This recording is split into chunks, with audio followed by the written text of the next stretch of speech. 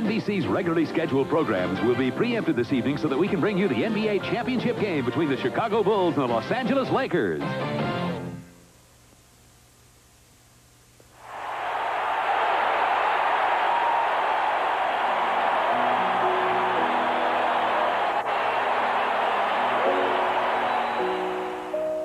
When little children go out to play basketball these days, it seems most pretend to be Michael Jordan. And why not? He's become an icon of sports and television. They're two tiny windows onto the world, and thus he dominates their imaginations. But that is myth. And down here, well, that's basketball reality. Imagine what it's really like to be Michael Jordan. Imagine being assigned to the opposing center, giving up 50 pounds and 7 inches. Imagine that in the marquee matchup, he doesn't have to guard you, but you have to guard him. Imagine that every time your team trails by a basket with 10 seconds to play, you have to take the shot. And then in overtime, there's no time to be tired or injured or to want help from a teammate. It's you they're watching all over the country, all over the world, in fact. It's you they expect to win the game. Playing 52 minutes of a 53-minute contest, you're still required to make this kind of exclamation point at the finish. So, even as the children say, I'm going to be Michael Jordan someday, you wonder if somehow, amid the injuries, the fatigue, and the expectations, he'll find a way to be Michael Jordan again tonight.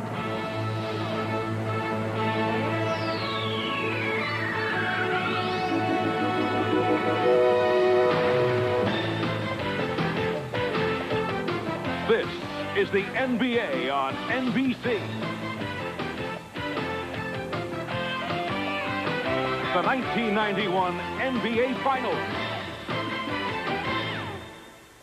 Tonight, Game 4 between the Chicago Bulls and the Los Angeles Lakers.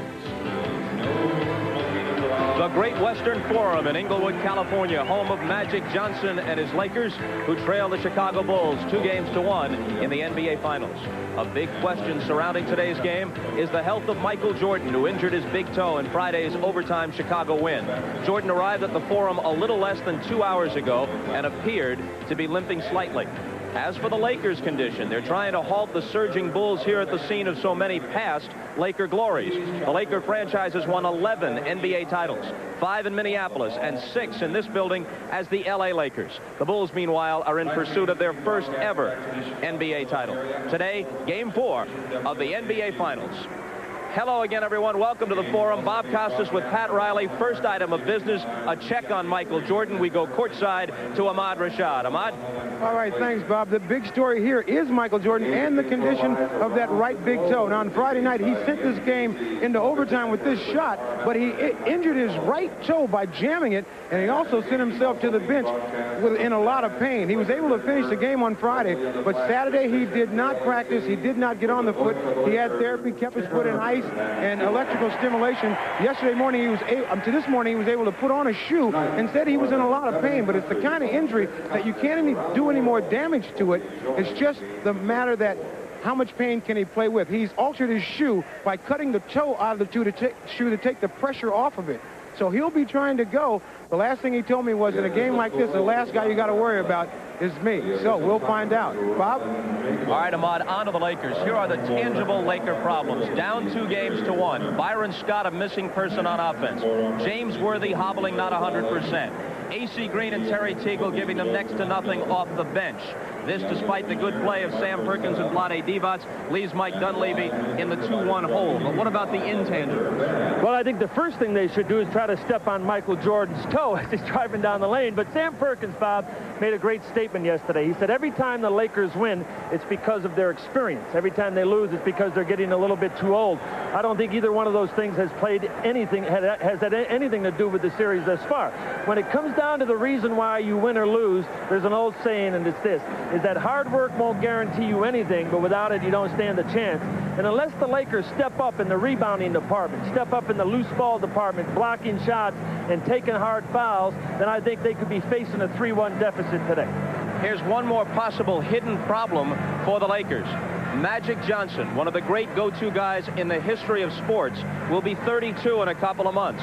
He played more minutes this year than at any time during his 12-year NBA career. Check these statistics. Through the first rounds of the playoffs, we're going to look at it right here, his turnover to assist ratio, first 12 playoff games, 3.7. That's exceptional, even better than his outstanding regular season. But in the finals, the assist to turnover ratio is 2.2, and he's averaging 5 turnovers per game. He's not only been outscored by Michael Jordan, which was expected, but Jordan has more assists. Is it possible at this stage that Magic Johnson is feeling the fatigue? That's been the trend of the last few nights. We'll send it courtside to Marv Albert and Mike Fratello as we get set for tip-off following these messages and a word from your local station.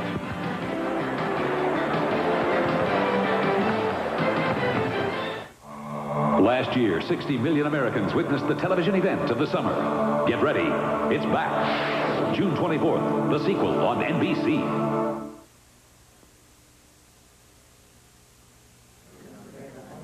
What about Tahiti? Your mom is turning 70, not 17. Oh, she's just never been anywhere. What is she like? Mom? She lives in a garden. Loves Hemingway. Hemingway, Spain. Mom in Spain. I'd love to see that. Can we be there on her birthday? All I need is the date. The privileges of membership. Only with the American Express card. Don't leave home without it.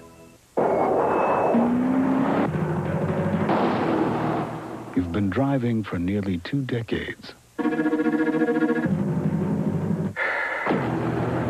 You've had your license renewed a number of times. Isn't it time you had your spirit renewed as well?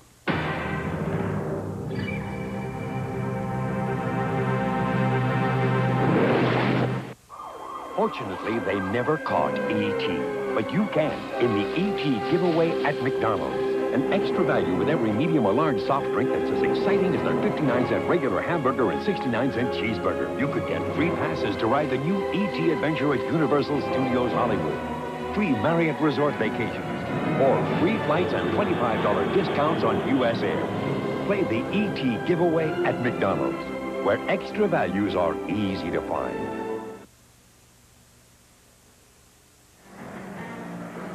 It is a beautiful 75-degree day in Southern California. The crowd still filing into the Forum in Inglewood for Game 4 of the best-of-7 NBA Final Series. Hi, everybody. I'm Marv Albert, along with Mike Fratello. And Mike, and the Bulls come from behind victory over the Lakers on Friday night. The most alarming statistic from the LA point of view, the fact that the Bulls out-rebounded the Lakers by the count of 46-29. The 29 rebounds, a record low for an NBA Final Series.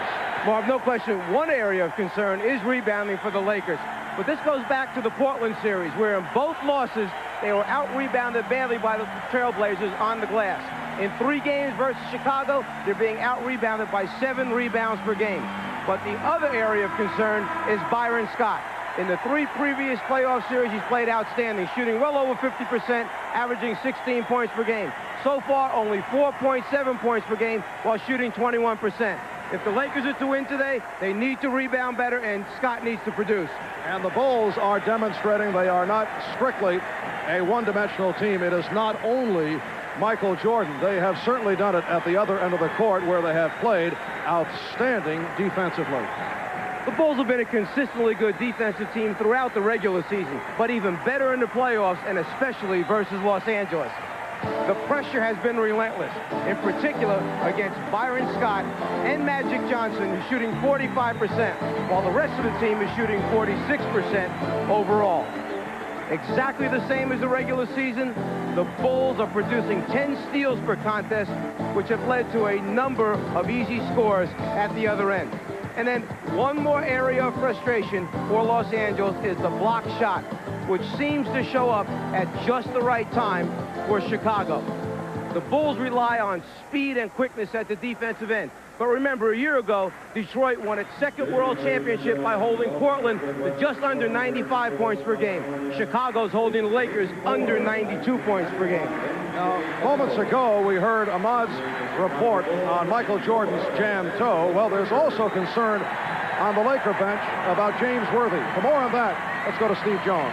Right, Marv. Here in Los Angeles, James Worthy is known as Big Game James, and he has been ailing since he gave them a huge game in Chicago. Worthy has gotten progressively worse. I spoke to him. He said he's able to deal with the mental pain, but he's not being able to be as explosive. He is going to play. He's been treated right up till game time. So the Lakers are hoping that they'll be able to get a big game out of Worthy today. If not, they'll have to look to A.C. Green. Back to you, Mark. Thanks, Steve. And we are approaching the start of Game 4. The Lakers seeking to tie the series at 2. The Bills determined to extend to a 3-1 lead.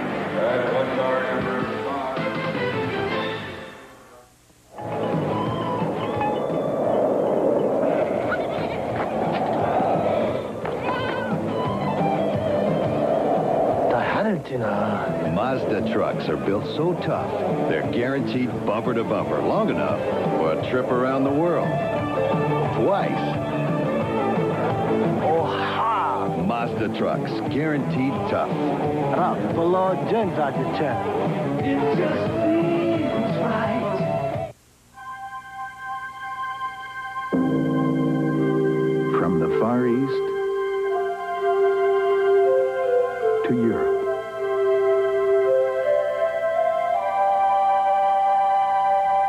Across the Caribbean and throughout North America, only one airline covers so much of the world with so much warmth.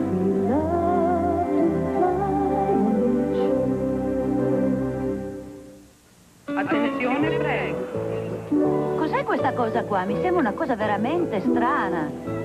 It's a hot 35mm camera from Canon. Just a camera. The Canon Photura. With futuristic flash, automatic one-hand control, and long-range power zoom lens. Photura. You have to come with us. It's just a camera. Please. The Photura from Canon. So advanced, it's simple. The NBA on NBC is brought to you by Mazda Cars and Trucks. Mazda, it just feels right. By Delta Airlines, we love to fly, and it shows. By Gillette and the revolutionary Gillette Sensor Shaving System. Gillette, the best a man can get. And by Gatorade Thirst Quencher. Gatorade for that deep down body thirst. We welcome you back to the Forum in Inglewood as we check out the starting lineups. First for the Chicago Bulls, John Paxson and Michael Jordan. In the backcourt, Horace Grant and Scottie Pippen are up front in the center. Bill Cartwright. The coach of the Bulls, Phil Jackson, in his second year as head man of the Chicago Bulls, and his low-key style has worked extremely well. Byron Scott looking to shake out of a slump alongside Magic Johnson in the backcourt. Sam Perkins and James Worthy up front. And the center, Vlade Divac, who has enjoyed a terrific series. Mike Dunleavy, the head coach of the Lakers, a man who's proud to say he was a gym rat out of the schoolyards of Brooklyn. And another New York City product, a fellow by the name of Kareem Abdul-Jabbar, sitting at the end of the Laker bench. Kareem making a rare form appearance. Hugh Evans, Dick Pavetta, Ed T. Rush are the officials. Divac and Cartwright getting set on the opening tip. And the Lakers control. Byron Scott looking to work his way out of the shooting slump during the course of the finals. 0 for 8 from the field the other day. Magic Johnson finding the opening, and he's given the Lakers a 2-0 lead. Mike Dunleavy telling us he would like to work Byron into the game plan a bit more frequently. Has not been getting his shots. Here's Pippen, and the game is tied at 2. One of the small subtleties, screening. Try to get somebody open for a screen, set a good pick, set a good screen. One of the things the Lakers need to do better. The Bulls just did it perfectly at their end. And Michael Jordan opening up against Magic Johnson. Paxson right up on Scott. Pippen broke it up, but he stepped out. Good hustle by Scottie Pippen. Pippen played halfway off of Worthy that time, made it tough to get the ball into the post area to Sam Perkins. As a result, Perkins stepped out away from the block. Worthy had a tough time making the pass. Only 3 on the shot clock as Worthy inbounds. Divac fires it up. Back comes Pippen. Horace Grant opening up against Vlade Divac in the mismatch. Pippen stopped by Divac.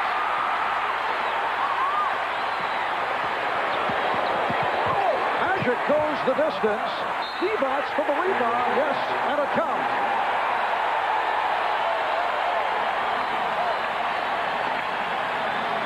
Vlade Divac will go to the line. A big front line for Los Angeles, and their big men rotate well. They cover for each other. Divac with the block shot and the save at the other end. Magic sees the seam, decides he's keeping it himself all the way to the hole. Foul called on Pippen. Lakers 5 and the Bulls 2. Game 3 Friday night. Bulls came from a 13-point deficit to knock off the Lakers in overtime, 104-96. Perkins called for the foul. The Lakers with an 18-2 run in the third quarter. At one point, Chicago missed 9 consecutive shots, but the Bulls came back strong.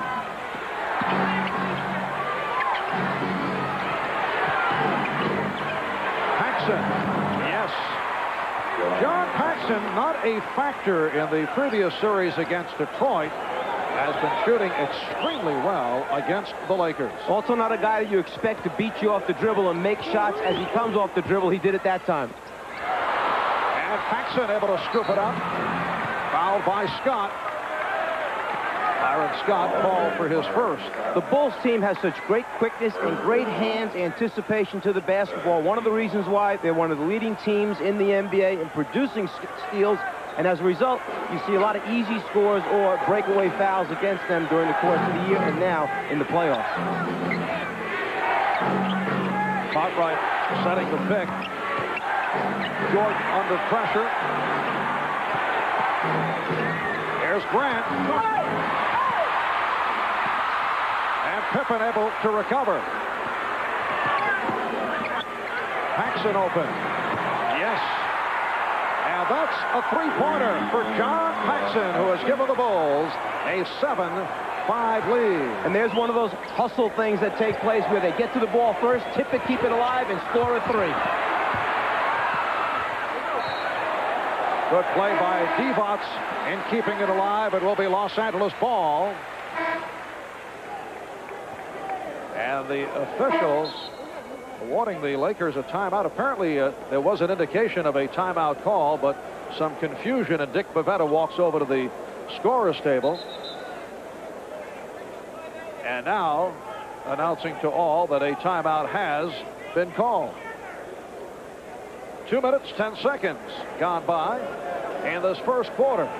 The Bulls off the shooting by Paxson, leading the Lakers by the score of 7-5. John Paxson off to the fast start, 5 of the first 7 points. Sam Perkins with the clutch three-point shot to win game number 1. Lakers with a 93-91 victory in Chicago. As we recap what has taken place to this point, game 2. The Bulls with the record shooting and in a blowout defeated the Lakers 107-86. Should say, and then in overtime in game number 3, the Chicago Bulls taking over in overtime, while the Lakers shot only 1 for 9, and they were able to come away with a 104-96 victory. All the small things adding up in this series. The first game, which the Lakers win, they make their free throws, they hit their three-pointers, pick up just enough extra points where they were badly beaten on field goals by Chicago, enough to just pull out a win. Second game, blowout for Chicago. But then coming back in the third game, the areas that hurt them, missed free throws, no three-pointers for the Lakers, do not produce enough points. Game 5 will take place here in Los Angeles Wednesday night. Airtime on NBC at 9 o'clock Eastern Time. Let's go over to Ahmad. All right, thanks, Marv. Michael Jordan is changing shoes. He's not getting enough support in that shoe with the split toe on it, so he's changing shoes and putting on a normal shoe. They're trying to lace it up in time for him to put it on. He's going to try to go out with the other shoe. Maybe there's not enough time this time, but he certainly has it ready. All right, Ahmad. Michael did not practice yesterday because of that jammed big toe on the right foot. He landed awkwardly after hitting the jumper that tied Game 3 in the final seconds. Landed on the tip of his toe and is giving it a shot. The stoppage in play due to the fact there was a malfunction of the clock. They approximated the officials that 10 seconds had gone off the clock. Again, Byron Scott not getting the good shot. The Bulls 7 and the Lakers 5. Paxson. And rebounded by Perkins. Good box out by Sam Perkins. Magic off the spin. Able to find Divac. Anticipating the baseline rotation from the Bulls, the Lakers have pre-designed areas they are to go to. Now it's a matter of delivering the pass, catching it, and converting. Bill Cartwright has not been able to get going in this series, but that time, a beautiful fadeaway move from deep along the baseline, and the Bulls have taken a 9-7 lead. Once again, Mike Dunleavy under the potential pressure by the Chicago Bulls, going with his front line handling the ball, and they do handle it well. Time to time, you'll see Vlade Divac bringing it up. Worthy finding Divac. The game tied at 9. Two excellent basketball teams as far as interior passing from big people to one another, finding people in the seams against very tough defenses. Cartwright feeling for Perkins. Getting the good possession. So Bill Cartwright getting off early here this evening. And the Bulls with an 11-9 lead. Here's Worthy. Rebounded Grant. To this point, Michael Jordan has not attempted a shot. And he faces the double team. Now Divac races back. Cartwright again going to work on Perkins. And a foul call. The sideline official, Hugh Evans, indicating a hold on the Lakers. It's very tough to pass on the inside versus the Chicago Bulls. Magic will be forced to turn to the baseline, and then the Bulls come running at him, but Divac steps right into the open area for the conversion. Laker foul on Worthy. Jordan off the head fake. Yes. Michael Jordan with his first field goal attempt. Bulls 13 and the Lakers 9.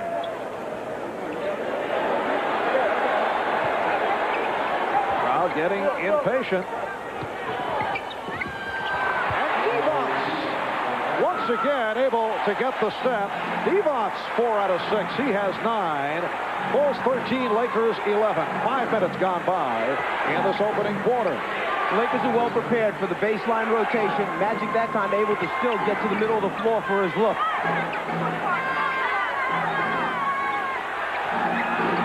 Cartwright, yes. Bill Cartwright, 3 for 3 from the field. Chicago 15, Los Angeles 11. Now Perkins going to work on Cartwright at the other end. Pippen over to help. Worthy. But there was some good things that happened right there. The pass into the post actually took place with 18 seconds remaining on the 24-second clock. They had plenty of time to swing it weak side. Grant getting inside. He's been doing that throughout the series. That is first field goal today. And the Bulls have opened up by hitting 8 of their first 11 from the field. A timeout called by the Lakers with 6:18 remaining. In this first quarter, the Bulls have taken a 17-11 lead. 9 of the 11 scored by Vlade Divac. Where do you want to be in 5 years? I had an old Studebaker truck and $300 when I started this company. In a few years, my sons will be ready to take over, and then I'd like to... I never told anybody this. I want to live in Paris and go to cooking school. Hey, that's what I want to do. Will I have the money to do it? You can get there from here. Shearson Lehman Brothers.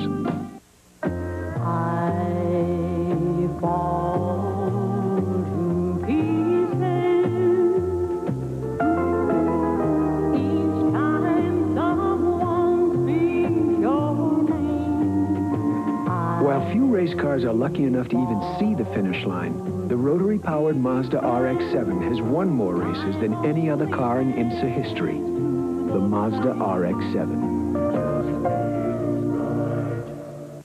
Who needs storm life that's way too formal? Who needs soda pop that tastes too normal? Who cares about good taste? I know what tastes good. While the best thing though is so misunderstood. Just give me what the doctor ordered. Just what the doctor ordered. Hey, give me a Dr. Pepper. We want it. Hey, whoa, Dr. Pepper. The taste of sweet powder. We love it. Tonight on an all-new Law & Order, a top cop is accused. How could you even think that I would tamper with evidence? It's an all-new Law & Order on NBC tonight. Ahmad Rashad back here at the Forum, and the big story has been the toe of Michael Jordan. He started the game out with a shoe that had the toe slit out, and he's not getting enough support from it, so he's changed into his normal shoe, and that's what he'll try to go with. Marv? All right, Ahmad. Michael Jordan attempting one shot thus far in this first quarter. He did hit it. The Bulls getting hot shooting from Bill Cartwright and John Paxson to open things up. Michael played 52 minutes on Friday night. And for Michael Jordan, it was not a top-flight performance. Only 11 for 28, 9 assists, 29 points, but hit the game-tying field goal at the end of regulation and then was the key man in overtime. Why don't you tell the Lakers it was not a top-flight performance? I think they'd agree, though, as Perkins was able to get to the rebound, knocked away from him. And James Worthy with his first field goal, so the Bulls lead it by the score of 17-13. Here's Grant from deep. Horace Grant hitting from all angles. He really enjoys getting off to that quick first quarter scoring-wise, keeps him in the game early, and then he produces for the remaining 3 quarters. Something he's really worked on, quicker starts. Horace has shot 60% or better 6 of his last 7 games. 5.5 remaining in this opening quarter. Worthy with the step around Pippen, but got it out. Magic for 3. The Bulls lead it by 6. They've hit their last 6 from the field.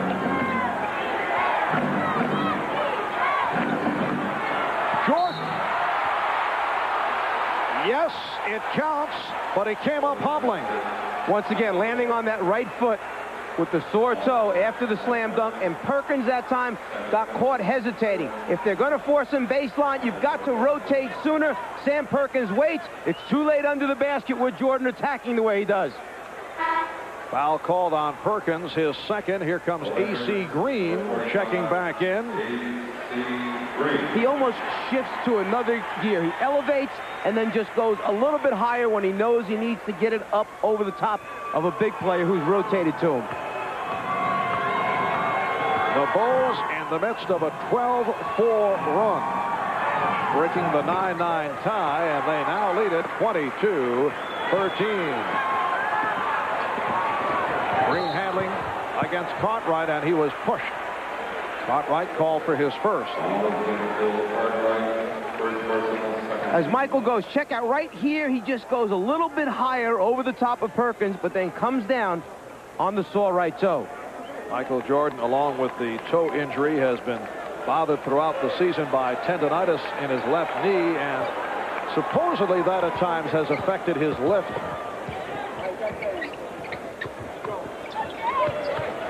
Worthy posting, Pippen right with him. And Worthy able to line drive it home. Bulls 22, Lakers 15. Grant from Pippen, Divac with the reject. That gets the crowd going. Magic going left. And he was shoved. So Magic Johnson will go to the foul line. Taking a page out of the Chicago Bulls defensive book. The block shot, a weapon. Save a score, and then turn it into a potential fast break opportunity for your team, the Lakers. Nice job of rotating by Vlade Divac. Horace Grant called for the foul. Bulls now lead it 22-16. This has been a typical Chicago Bull first quarter where they have come out very strong. That's the case right throughout the playoffs.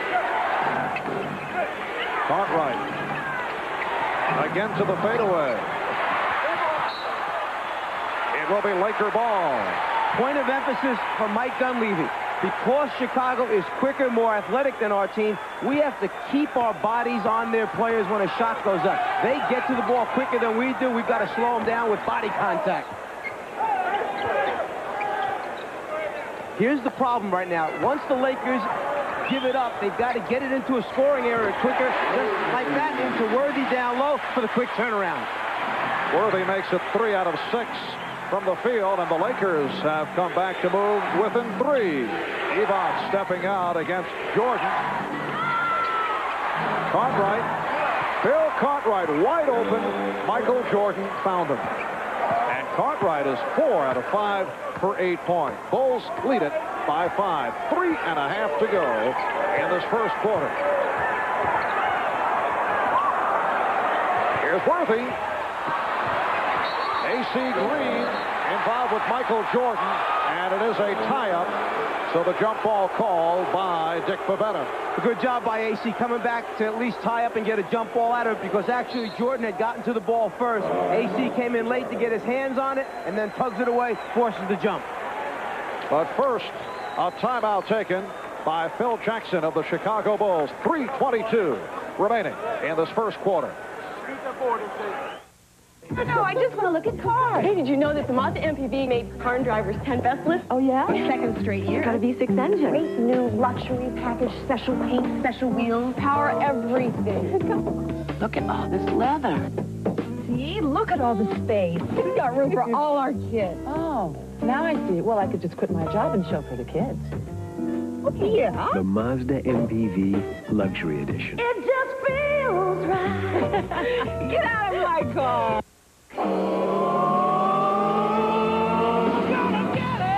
When you get thirsty,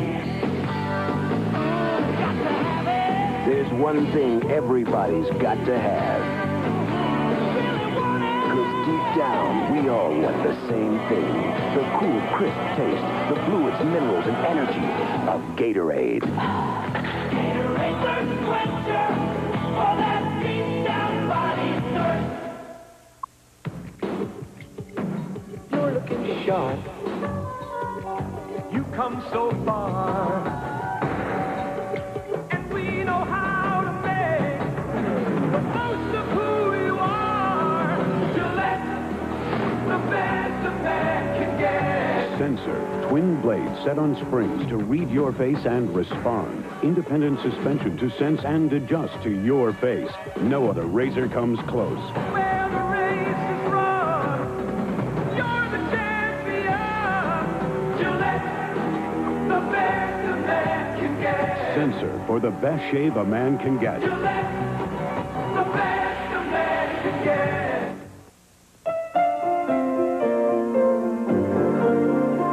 This Father's Day, give him the revolutionary Gillette Sensor. The best a dad can get.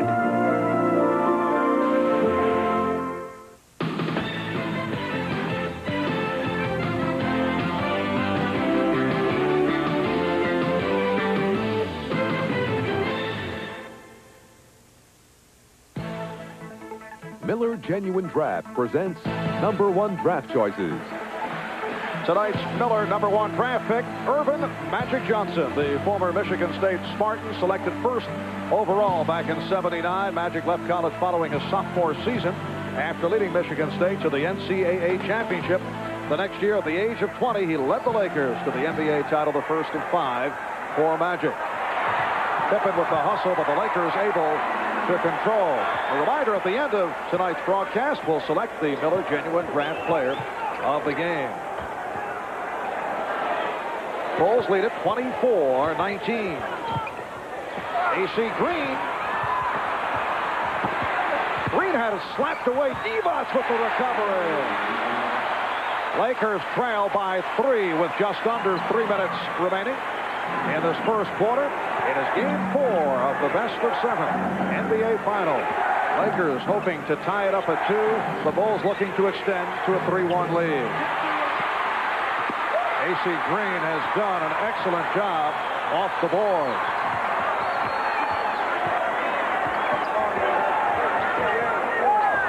Worthy beating Jordan on the overplay. Jordan went for the steal. He gambled.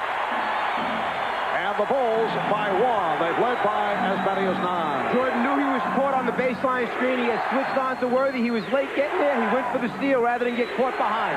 A 10-2 run by the Lakers. Grant. And a foul called on Los Angeles. LA in transition likes to run right into baseline screens. Scott screening for Worthy. Jordan switches onto him. Doesn't want to get caught down low behind Worthy's back. Anticipates the pass. Tries for the steal, but misses. Vlade Divac called for the foul, and Bill Cartwright to the line. Bill Cartwright only 2 for 8 from the field in Game 3 Friday night. He's opened up 4 out of 5, making his first appearance at the free throw line. His free throw shooting fell off this season. Here's Cliff Livingston, who was such a spark in game number 3, checking in for the first time. Cartwright off to the fast start.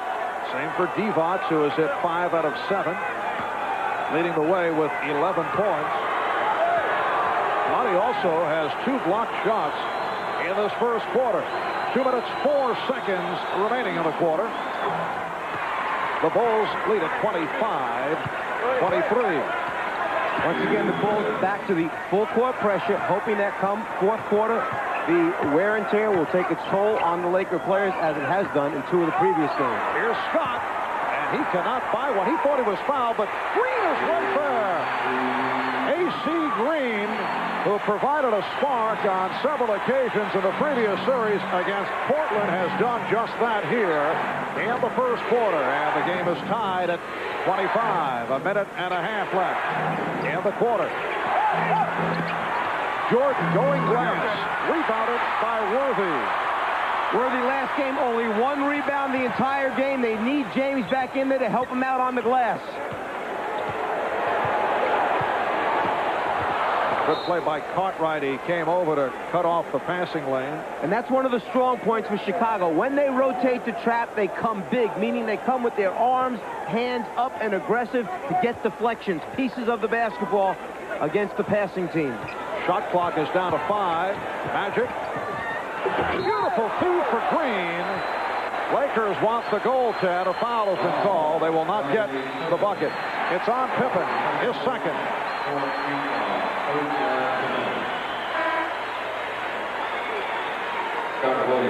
Magic made the quick spin and caught Michael pushing up tight on him. As Cartwright rotated, Magic's looking for his people, have those pre-designed areas that they go to. It was AC who pulled down the rim, not the Bulls. No goaltend. Bill Cartwright will get a rest.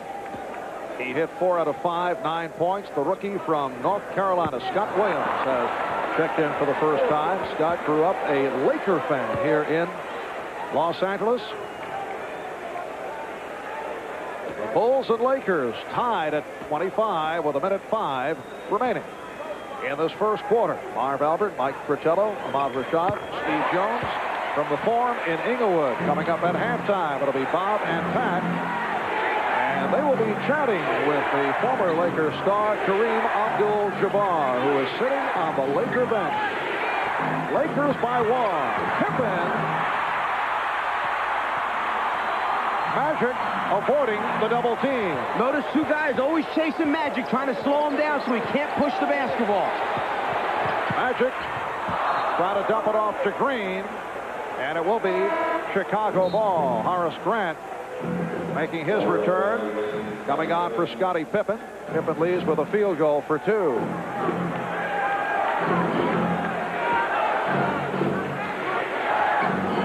Down to 35 seconds to go. In this first quarter, Lakers have bounced back big off the board. They have out-rebounded the Bulls 11-6 in this first quarter. Grant again getting inside, and the Bulls lead by 1.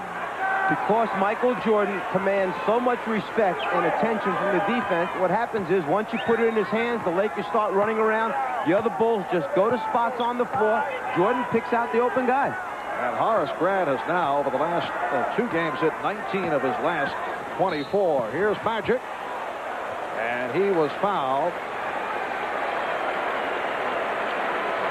4 and 8/10 seconds to go in this first quarter. Jordan called for his first. In game 3, Michael Jordan played 52 minutes. Magic Johnson, 50 minutes. Magic Johnson looking exhausted during that overtime session. Well, they rely on Magic for so much. They rely on him to run the fast break, direct the half-court offense, back his person down into the low post area, be one of the key rebounders for him.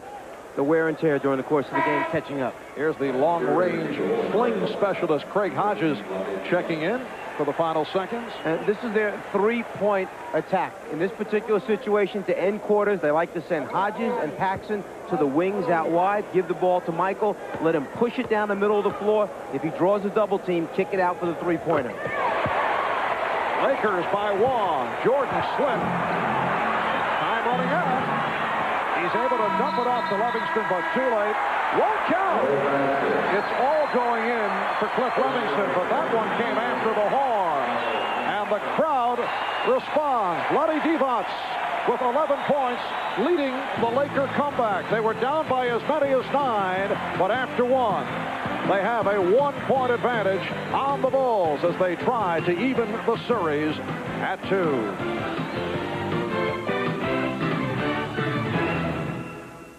Hey, Michael, you like lean beef? Oh, okay. How about fresh lettuce and tomato? I'll take that as a yes. All the trimmings? All right. What say we put it all on a toasted sesame seed bun? McDonald's calls it the new McLean Deluxe, Michael. It's 91% fat-free, 100% delicious. Say, Michael, can we get you one? Haha, true it is. McDonald's new McLean Deluxe, the official sandwich of the NBA. It was a simpler time. A time of hope and faith in the future. Blue jeans and white t-shirts were in. And people fell in love with the Miata. A ragtop, a 2-seater, a true roadster. Everyone seemed to be feeling pretty good. The Mazda Miata. It not only gives you a glimpse of the 90s, it takes you back as well.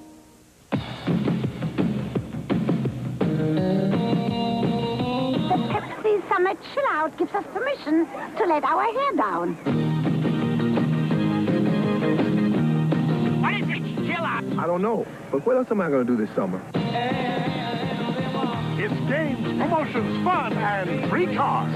It's like Woodstock, man. It's people in tight pants moving fast.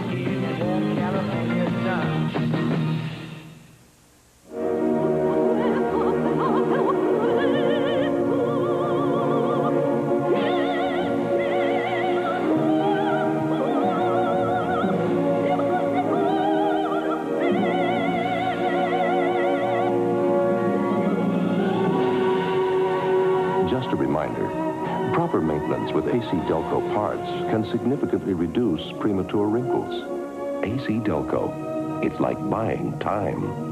The Bulls, the Lakers, Michael and Magic. The Dream Series continues. Game 5 of the NBA Finals, Wednesday night on NBC. Well, in the first quarter, the Lakers have bounced back in the rebounding department, but Byron Scott continues to struggle. 0 for 2 in the first quarter. Yesterday, we talked with Byron about his shooting difficulties. just if you get another good look, you know you're going to bang it down. You know, that's the only thing I tell myself. The next good shot I get is going to go down. You know, I had that much confidence in my shot and myself. And, you know, like last night, when it doesn't go, just look at it the next morning and say, hey, that was one game. You know you're not going to have 2 games like that. Well, Byron Scott, who was just replaced by Terry Teagle, began the final shooting 53% in the postseason, 58% from three-point range. Had brilliant games in the Golden State and Portland series, but the Bulls have concentrated on him. He's been shut down. Plus, when he doesn't get enough shots, he loses his rhythm. Also, he's been occupied at the other end by Michael Jordan. But you know he'd love to turn it because he did not have a good playoff series a year ago. And to the fact that normally, as Hodges pulls up quickly to try and get off with a jumper from the outside, and to the fact that the Lakers normally would be able to go to Terry Teagle, put Teagle in the game. Hey, if Scott's struggling, Teagle picks up the scoring slack.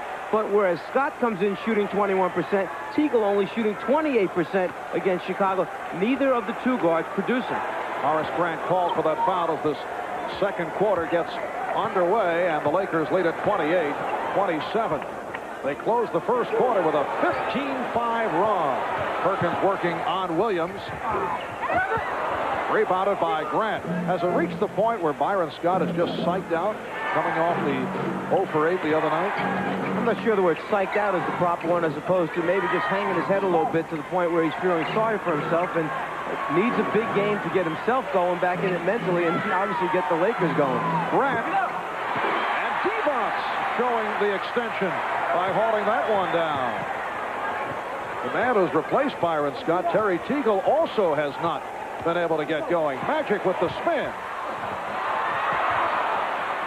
And Scott Williams able to get to it.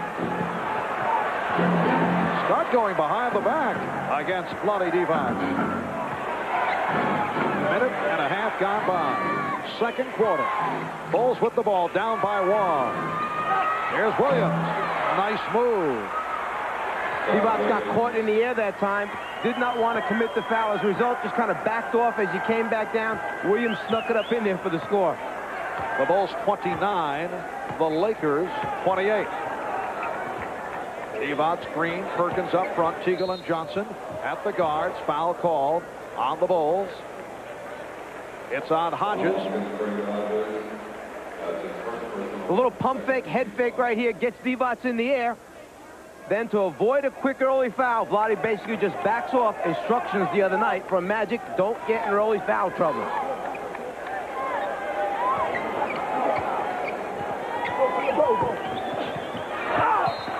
And Magic was fouled. Livingston went flying, inadvertently tripped up. Because Magic is so big at 6'9", 220, when he starts to go one way, you need to get your body over in front of him, which Jordan does. But then Magic, with the quick reverse, is too close, is able to get the shot up before the defensive rotation takes place by Livingston. Magic Johnson, 5 for 5 from the line. And Magic getting into it offensively early. He now has 7 points.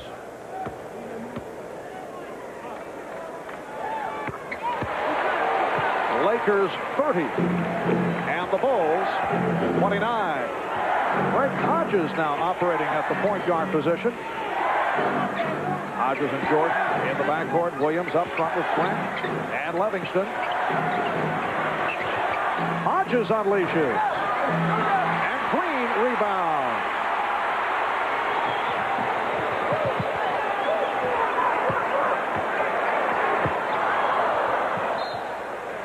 Another example of the hands-on defense by Chicago. Magic spotted an open player underneath, tried to fire it across, deflection out of bounds.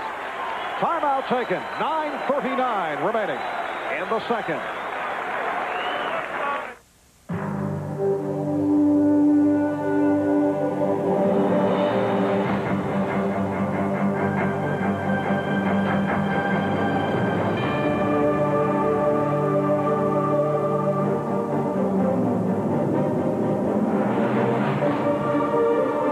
Of the minivan is now complete.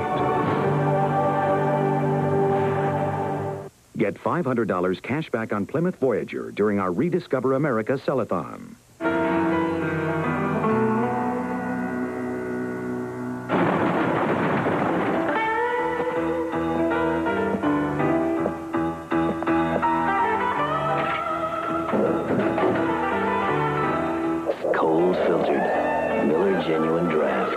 For those who've discovered its real draft taste, the world is a very cool place.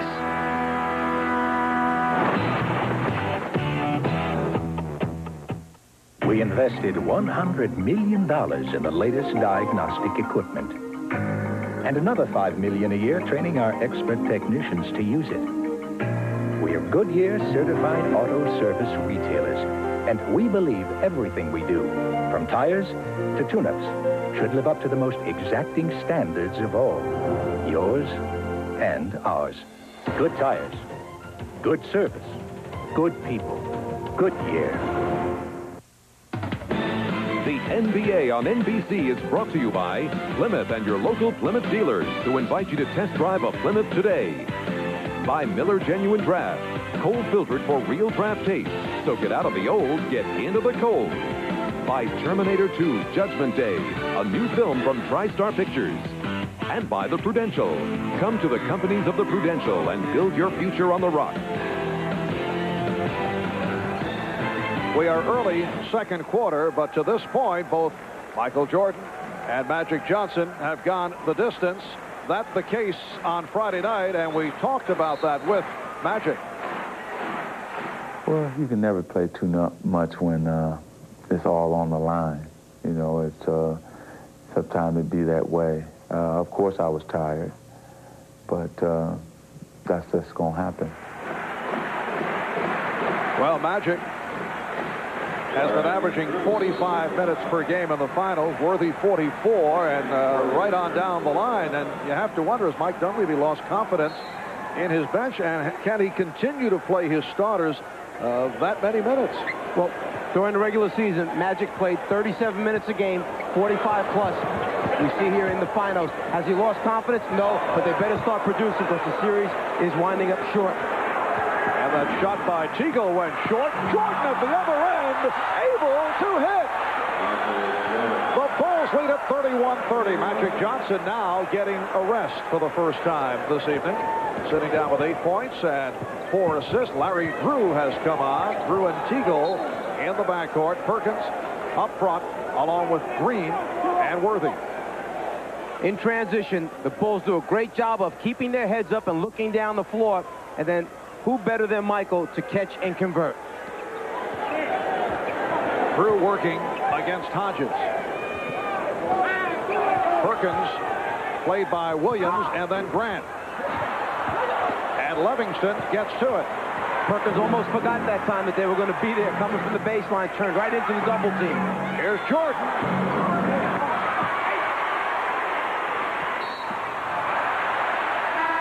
And the foul has been called as B.J. Armstrong gets set to check in.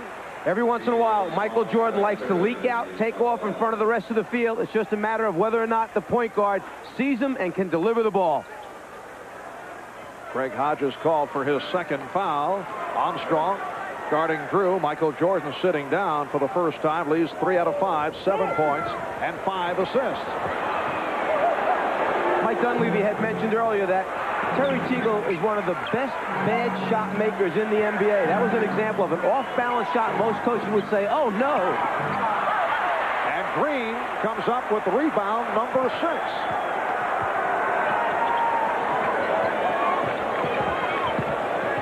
Here's Drew.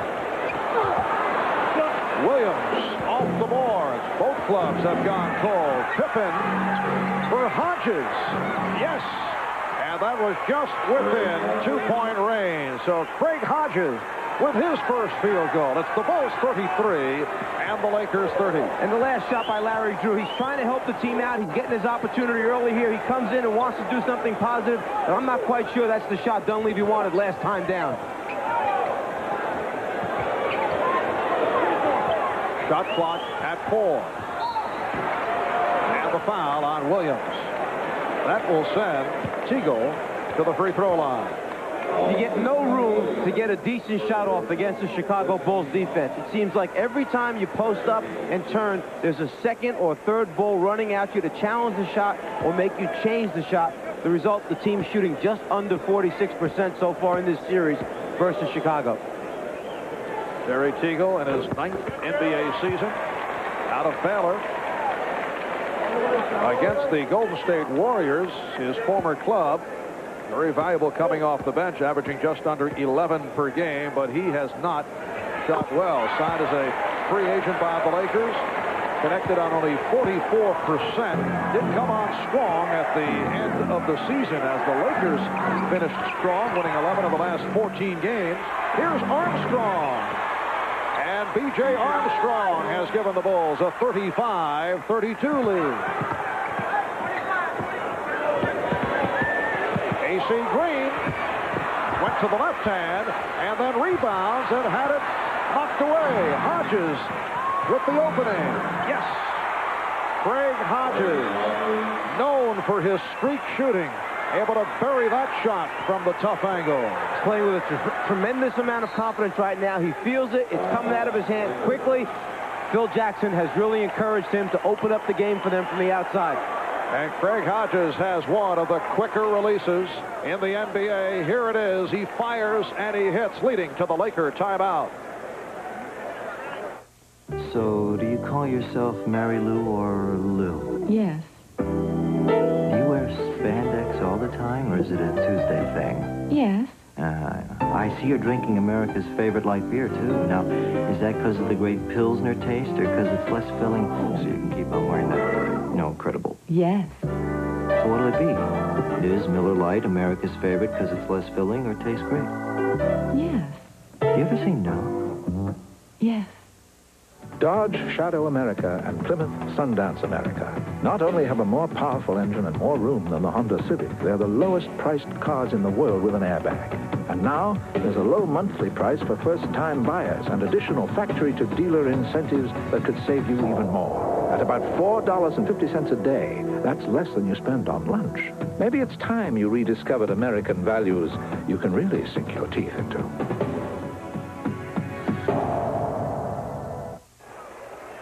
Come on now. You sit on the bench and watch that? Walk. He can't do that. Oh, Mark, right into them. That's embarrassing. This foolishness has gone far enough. You are so bad. You're wide open. Oh, get on that floor. No. Oh, timeout. When you're losing it on the court, you take a timeout. When you're losing it at home, you should do the same.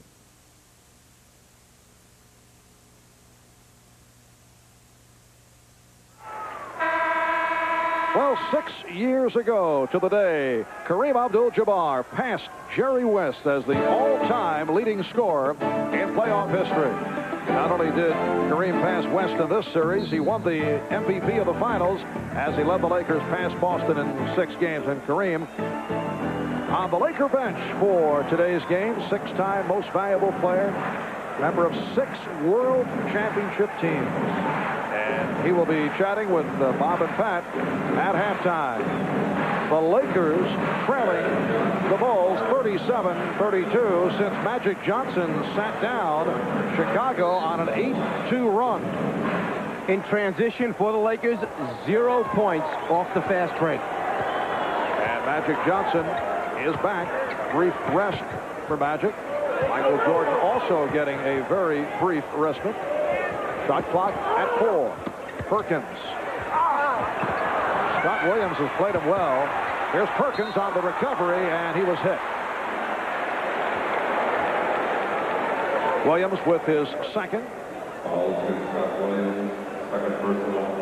Perkins loves turning to the inside of the lane. The Bulls right there to stop his body momentum, but Sam stays after, comes up with the second shot opportunity. One of the problems right now is only 1 or 2 players at a time on the glass for the Lakers. The rest are spread out on the perimeter looking for the spot-up shots. Well, the Lakers spending the time at the line in this first half. They're trailing by 4. Bill Cartwright got off to the good start, replacing Scott Williams, who once again did a solid job. Sam Perkins, the MVP of the Final Four in 1983 as North Carolina won the NCAA championship. Teammate of Michael Jordan, Hank Worthy. 6:20 remaining in this first half. Marv Albert, Mike Fratello, Ahmad Rashad, Steve Jones from the Forum in Inglewood. It's game number 4 of the best of 7. Shot clock running down on the Bulls. Jordan gets it off. And Michael Jordan now has 9 points, despite the jam toe, and you can see he's a bit on the gimpy side. 18 field goals for Chicago, only 11 for Los Angeles. Very similar to the first game, where Chicago had 8 more field goals. Divac getting the good position. He has 13 points. Lakers were 0 for 9 from the field prior to the shot by Divac. Bulls lead it 39-35. Jordan around Divac. Tremendous ball movement by Chicago. They really trust each other, believe in each other. They know where they're supposed to be on the floor and take advantage of it. Here's Worthy. Pippen got a piece of it. Divac to the reverse. The Bulls by 4. Byron Scott back on Michael Jordan. Deflected out by the Lakers. After a complete swing rotation of the basketball, they wind up with Divac trying to move out on Jordan. Just a mismatch there. No way Vlade can guard him off the dribble. This is all a result of the Bulls' offense and ball movement, getting it to the weak side to take advantage of that situation. Jordan off the dribble versus the center from the opposition. John Paxson returning, replacing Craig Hodges. Pippen. The Lakers missed timing off the battle, off the glass, and it cost. Bulls now lead 43-37. Perkins.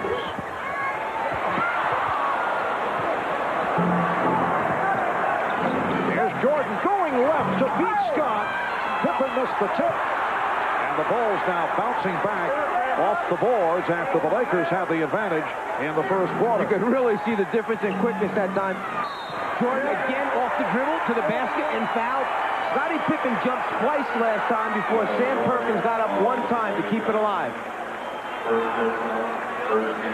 Again, off the dribble, he catches Magic straightening up in the defensive stance. Rotation too late. They just let him go for the score. So much for the jammed toe theory. Michael Jordan has come on strong in the second quarter. He now has 13 points.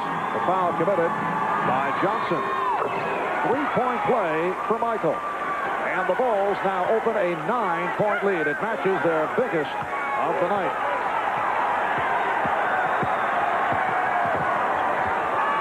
Four minutes, 15 seconds remaining in the first half. Divac being played by Pippen.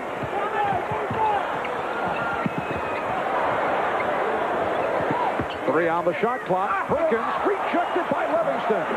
And Pippen is held. Magic Johnson preventing the fast break. Among the many factors of the advantage shown by the Chicago Bulls, once again, Phil Jackson is able to go to his bench with confidence. The Lakers getting zippo from their bench. But here's Jackson able to go to Scott Williams, who played well. Livingston is still on the floor. Craig Hodges comes on, hits a couple of jump shots. On the other hand, the Lakers are back in a position not only trailing, but their top players are going to log quite a bit of playing time. Here's Cartwright. Bulls able to get back. Magic. Yes. And it counts.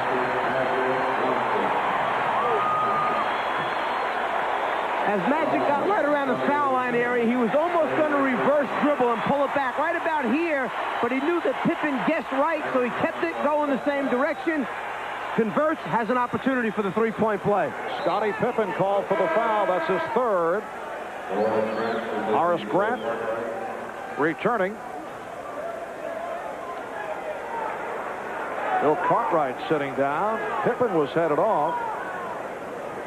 And now he will depart. Will Perdue will come on. It's not like, I'm sorry, it's not like you're going to be able to beat Chicago with just 3 people producing. Right now, Perkins only 1 point, Byron Scott yet to score. Los Angeles needs to get the other people involved in the offense, and those 2 guys are step-up guys. They need to make shots for them to produce here. Magic now 7 for 7 from the line. He has 11. The Bulls by 6. Paxson and Jordan in the backcourt. Grant up front with Perdue And Livingston. Here's Jordan. Changed his mind. Livingston eluding Worthy. It's all going in for Cliff Livingston. A 5 for 5 on Friday night. He hit a fling earlier, but it did not count because the quarter had run out. He is 1 for 1 this evening. Cliff playing totally under control in this finals. Seems to have himself knowing what he wants to do and when. Evots called for the foul, backing in, making the contact. That's his second.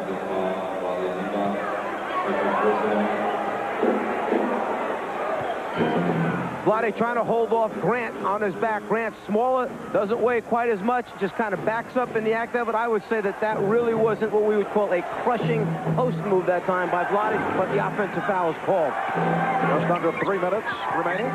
In the second, Jordan. Livingston. Yes.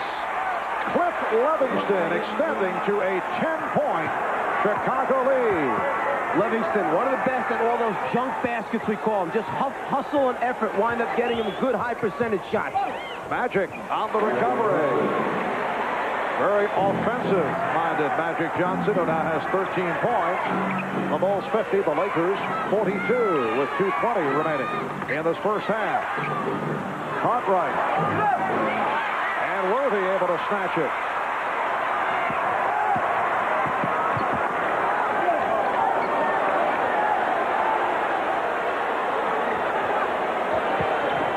Magic facing the double team, getting it out to Worthy. It counts. And the foul. Foul called on Livingston. When you have a 6'9" point guard that can look over a double team and pick out the open man on your team, it certainly helps. Magic starts his move, draws the double, and then finds Worthy spotting up near the top of the circle. The Bulls take a timeout with 2:01 remaining in the first half. The Dodge Spirit, the Plymouth Acclaim.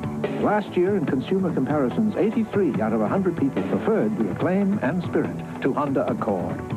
Both have a longer powertrain warranty than Honda, more interior room, and a driver's airbag. So what are you waiting for? A deal? All right. We're offering savings and incentives up to $2,250. Rediscover the great American family car values. Roger Ebert calls Boys in the Hood a tremendously life-affirming story, a film of enormous relevance and impact. Trey wanted to work his way up. Heard you like Mr. GQ Smooth now. Ricky was looking for a better life. I want to do something with my life, right? I want to be somebody. Doughboy was living by the laws of the street. We got a problem here? We got a problem? Can we have one night where there ain't no fight, nobody gets shot? It's hard to be a saint in South Central L.A. Survivor South Central number 1. It's a gun, and then South Central. That's how you survive. Only the first verse of the bomb. Stop my boy Cuban slinging his gangsta, homie. Yo, come on, lift my hand, shoot you the back, and strap with a gat and ready to cap. Hey, yo, Q, watch out. Boys in the Hood. Rated R. Coming July 12th to a theater near you. A showcase of America's top Olympic hopefuls on the golden path to Barcelona. National champion Kim Zmeskal defends her title against America's best at our nation's premier gymnastics event, the U.S. Championships, plus the U.S. Track and Field Championships, next Saturday on NBC. Once again, Cliff Livingston of the Bulls has been a factor off the bench. He did not do much during the regular season, but starting with the series against Detroit, he has come on strong, a subject we discussed with Cliff. So it was a hard season for me, but now that the playoffs has come, he showed faith in me in the Detroit game, and I came through, and he said, well, this type of play we need. We need someone with energy to come up and make a key rebound or a key stop at an important time. And I take it upon myself to be that person because I think that when I'm coming off the bench, I'm a spark player, impact player. And when I get out there, I'm going to let everybody know that I'm on the floor at that time. So Cliff able to overcome his days in Atlanta with the czar of the telestrator and come up big here in the finals. Yes. I kind of thought his career blossomed when he got to Atlanta. Cliff didn't mention that to us yesterday. Did not seem to make that point. We're just under 2 minutes remaining in the first half, and the Bulls lead the Lakers by 6. Grant played well. Here's Livingston. Heard the 24-second buzzer go up. Cliff getting a little crazy now. Now, in fairness to Cliff, there were only 2 seconds left on the 24-second clock. He had to get it up there, give him a chance to score. Evans, nice fake, and rebounded by Livingston. Minute 15 remaining, first half. A rare turnover committed by the Bulls. And they know each other so well that when Jordan elevated near the foul line, he just knew that Paxson was going to be in the left corner. Paxson just did not have the opportunity to get there. The pass long out of bounds. In fact, that's the first turnover committed by Chicago. Grant jumping out. Evans takes advantage of the mismatch, but got bottled up. Good defensive recovery by the Bulls. Jordan with the pull-up. And Scott gets to it with 40 seconds to go in the first half.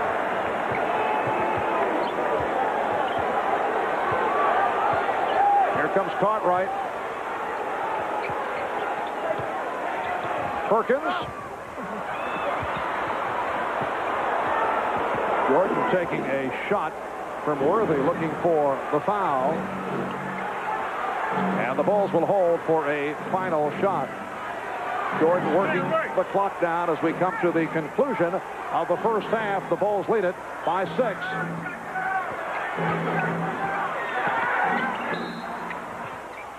And we get the whistle. Hugh Evans with the call against Scott. What they were trying to set up that time, Chicago, was Bill Cartwright pulling out to the right-hand corner. If Jordan went right hard, he was to kick it to Cartwright for the jump shot. If no one came to help, it was an isolation for him to go one-on-one. Well, the series has gone Hollywood, shifting over to the Forum in Inglewood. 22nd timeout has been taken by the Chicago Bulls. Not a bad foul, though, by Byron Scott. Lakers not over the foul limit. It means that the Bulls have to inbound and look for the shot with 3 and 1/10 seconds remaining. Yeah, and with just over 3 seconds remaining, it's plenty of time to get a catch, one more pass and a shot, or catch off the dribble and then a good shot, and perhaps the opportunity to go to the foul line. Bulls have not gone to the line very often here in the first half. They're 3 for 4 from the line. That a complaint of Phil Jackson earlier this series. Lakers 12 for 15 from the line. And the substitution by Phil Jackson. He brings out his 3-point bombing crew right now. Hodges in the game, Paxson in the game. You need to stay home with them or close to them, which opens up the seam for Michael to catch the ball. Now, with Jordan passing it from out of bounds, look for him to pass and cut without it to the basketball. A give and go from out of bounds. At one point, the Bulls led by 10. 0 for 9 drought by the Lakers, turning things to that lead earlier the second quarter. Michael Jordan fires. Yes! And the horn. So, despite the jam toe, Michael starting slowly and then turned it up. 7 for 13 from the field for a game high of 16 points along with 7 assists. Magic Johnson also getting into it offensively. 13 for the half along with 6 assists. Final seconds of the first half, and Jordan able to unleash and connects. Actually, that play had broken down on the weak side of the floor. The players had started too early, so Michael hit the postman and then moved in that direction to get the return. 3 seconds is an eternity in the NBA.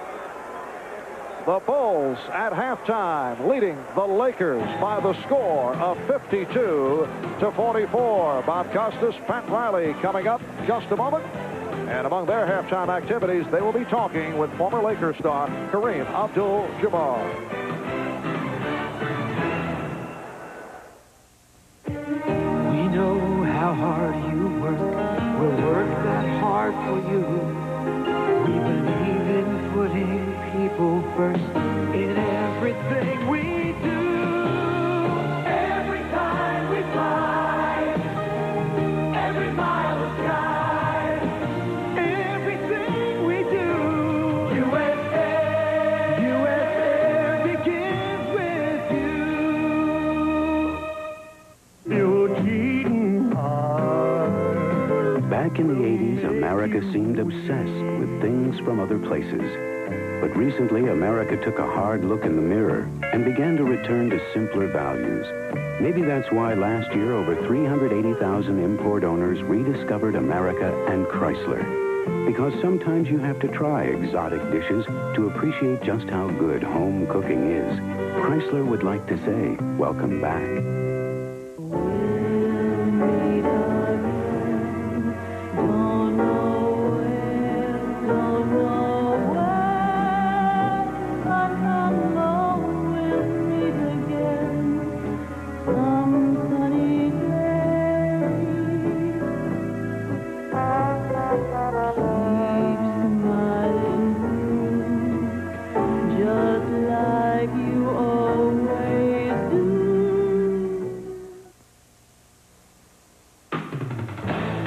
This is the Prudential Halftime Report. Come to the companies of the Prudential and build your future on the rock. Now, once again, here's Bob Costas and Pat Riley. With the Bulls in front, 52-44 at halftime. Michael Jordan with 16 points. Vlade Divac continues to play exceptionally well. He has 15 for the Lakers. Magic, 13 points. We told you about his assist-to-turnover ratio declining in the finals. Not in the first half here. 6 assists, and he's turned it over only once. Well, Bob, you know, the Lakers are still getting the kind of support from Worthy and from Magic and Vlade, but right now we don't have Byron or we don't have Perkins into the game. But we go back to what we talked about earlier in the game, is that the effort department, the Bulls are taking over in that department. In the first period, the Lakers were on top of rebounds and loose balls with A.C. Green.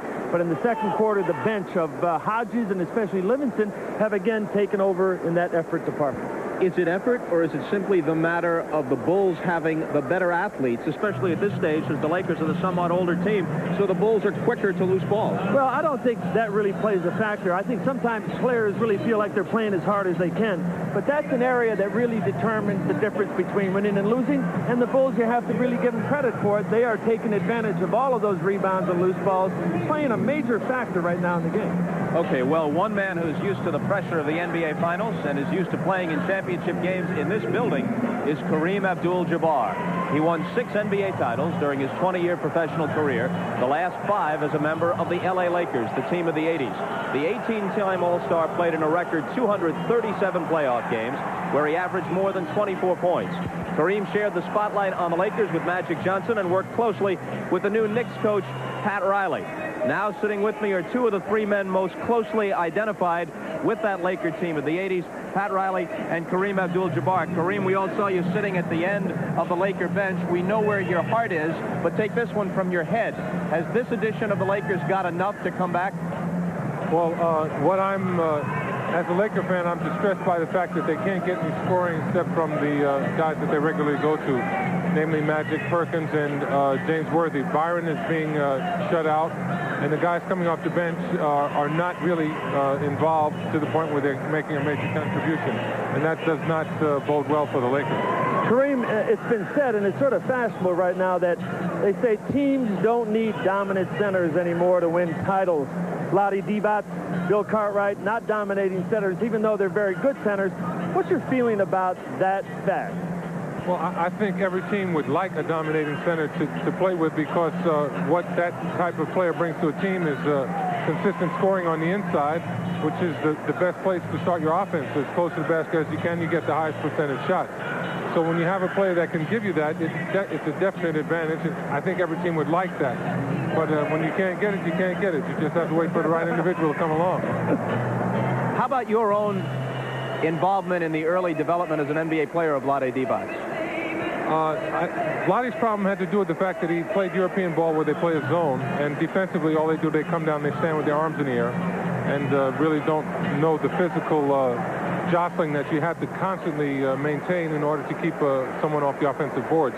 And he got manhandled a lot earlier. I think he's learned a little bit about that, but he's still not at the level that you would like. He still plays more like a forward than a regular NBA center. The other night, he came to Magic after making what he thought was the game-winning shot, came right to him for the hug, and a lot of people thought back to Magic's first regular season game as a Laker when you were somewhat surprised to wind up in his embrace. Did that bring back the same memory for you? Well, in that game, I'd made the shot and the game was over. That was the big difference. That game wasn't over, and as Lawrence Berra said, it ain't over till it's all over, and that one ended up kind of sour for the Lakers. It's not over for us and Kareem just yet. We'll continue our conversation with him right after this commercial break as we continue at halftime.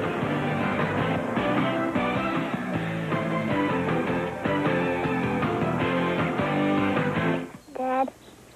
Yeah? Where do babies come from? Under specific ovulatory circumstances, a male-female interface may generate an incipient life form. That over a 9-month... At the Prudential, we believe some things can't be explained with a lot of fancy talk. So when it comes to life insurance... Should I explain that once more? We won't let you get it until you've got it. Your piece of the rock.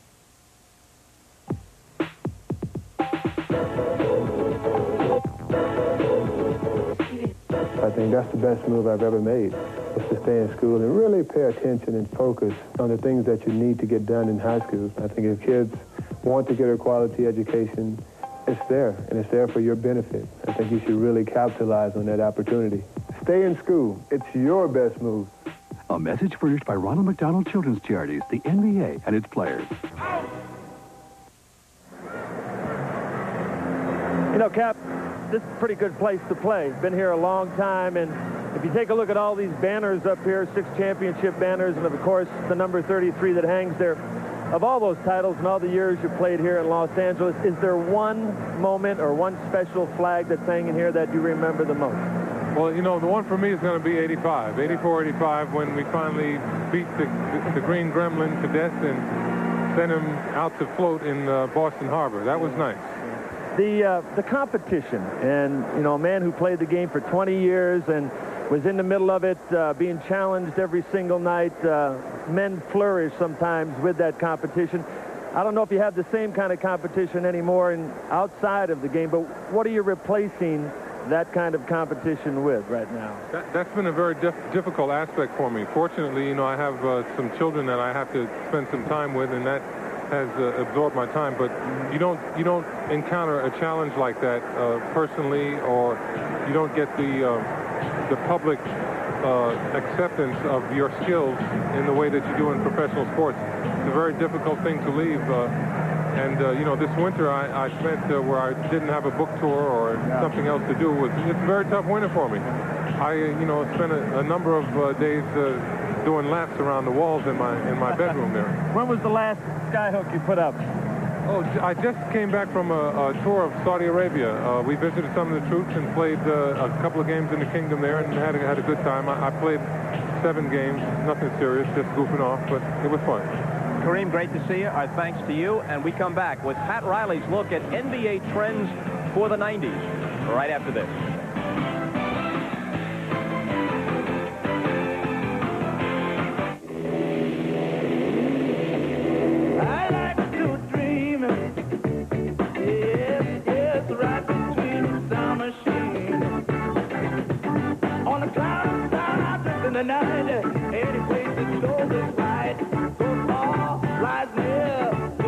Always filtered. Miller Genuine Draft.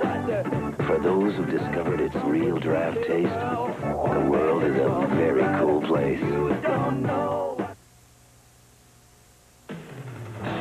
Miller Genuine Draft presents Pat Riley's NBA Trends of the 90s.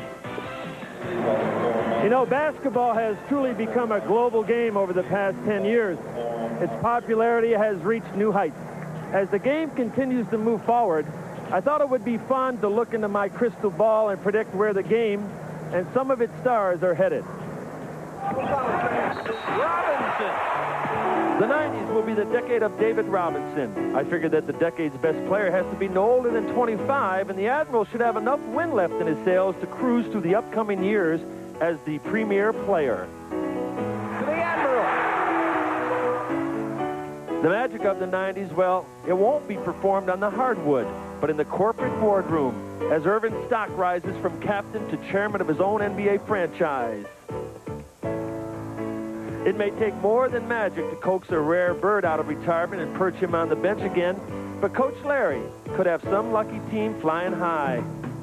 The rule change I like to see in the 90s, well, cut the 24-second shot clock down to 20 and send the game back to the future in overdrive. Swing it. Why? Because I believe the offensive trend of the decade will be a high-octane running style, reminiscent of the fast-breaking Celtics and Lakers of the 80s. Slow time will be history in no time as teams rev up for the go-go 90s. Defensively, look for more half-court traps and presses to turn up the heat as Pressure D dominates the decade. Here's the trap. Dumar's in trouble. Who's my team of the 90s? Do I ride with the Spurs? Am I fired up about the Blazers? Am I bullish on the Bulls? No. The team of the decade will be an off-Broadway hit playing in one of the NBA's most storied theaters, Madison Square Garden. Well, at least it'll be my team of the 90s. Well, Kareem, that's your hometown. You think it can happen? They're always hoping for it back in the Big Apple. They got some work to do, though. Thank you. If I could bring Cap back, I think we'd be right there. Extreme vote of confidence. Back to Marv Albert and Mike Fratello for the call of the second half right after this.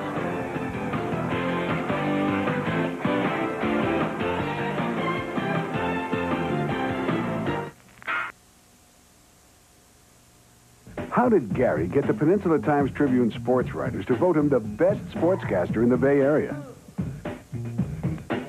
They say his interviews are a solid mix of good journalism and good humor. Does your dad really like this dog? Or I bet after he comes home after a loss, the dog gets on his nerves.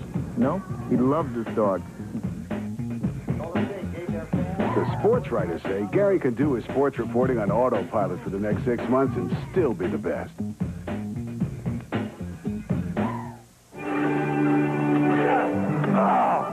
It usually starts right up. Considering what men's sportswear has to go through, it's good to know there's one store that has the clothes that are designed to take it.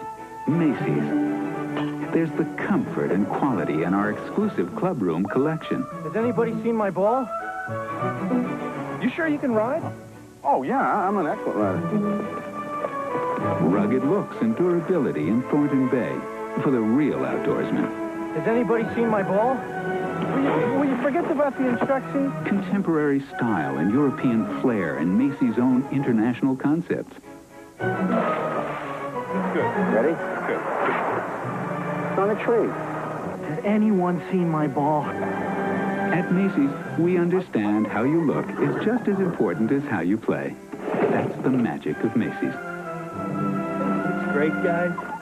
I love camping. Terrific. In a recent Car and Driver New Buyer Survey, luxury automobile owners were asked to rate their cars on overall satisfaction. We were flattered when they gave the highest score in history to the Lexus LS 400. After all, there's no one more discriminating about automobiles than their owners, except perhaps the people who decide where to park them. See your Northern California Lexus dealer. He'll help you find a better place to park. Best of Bay Area back roads tonight at 7. Halftime at the Forum in Inglewood, Chicago Bulls 52 and the LA Lakers 44. Mike, have the Lakers corrected any of the problems from the last two games? They've corrected one area, 23-23 on the board, so they're rebounding much better, but the other things still keep popping up. Not shooting well, only 37%. They've struggled with Teagle and Stott from the two-guard spot, but add to those problems, Perkins has been missing this game. And now, the biggest thing to me is I don't see the look in their eyes, that glaze, that intensity, where they're really going after it. They're almost as if sitting back saying, I can't believe this is happening to us. you feel you can really tell from just looking at players? I think you can. I talked to Pat Riley just before the game today, and I asked him if he saw something like that in their eyes in Game 2. Pat said he saw it. I see it as well once again today. Of course, I know you've been psychic for a long time, so I can understand that point. When we come back, we'll hear from Mike Dunleavy. We'll be back right after these messages. Escort owners talk about the new Ford Escort. It's a whole new car. The only thing that didn't change is the Ford emblem. Yeah, there is a night and day difference from the old Escort. The style grabbed me at first, and I got a whole lot of car for the money. It's a good car for the money. I like it a lot. I look good in it. The Escort's control is good, the handling's good, and the quality's great. Have you driven a Ford lately? I don't think I could have found a better value out there. People are taking better care of themselves and their money. That's why they're spending more time at McDonald's today. For food and prices that are right for the times, served up with the kind of service that made McDonald's McDonald's. It's all part of getting more for your money. That's McDonald's today.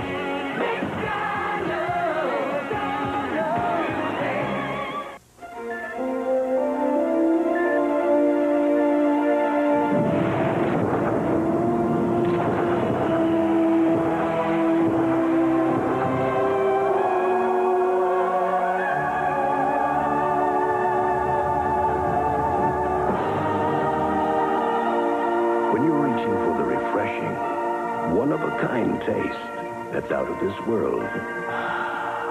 You can't beat the real thing. I think we all consider ourselves journalists first, but I think we're having a heck of a lot of fun. Today, the best way to start your day. We're just about set for the start of the third quarter. The Bulls by 8 over the Lakers. A moment ago, Steve Jones chatted with Laker coach Mike Dunleavy. All right, Mike, your team is only shooting 37% at the half. What did you talk about in terms of getting better offense? Well, we got to have a little more patience. At times we have had good patience. We've scored the ball. When we have tried to rush things, we haven't been able to get good shots, and that's hurt us. We got to shoot better than 37% this half, and we got to take them down from their 52%. That 52% has really hurt you. How can you stop them defensively? Well, we've made a few mistakes on rotations and which way we're coming to the ball, and it's allowed them to get into some layups.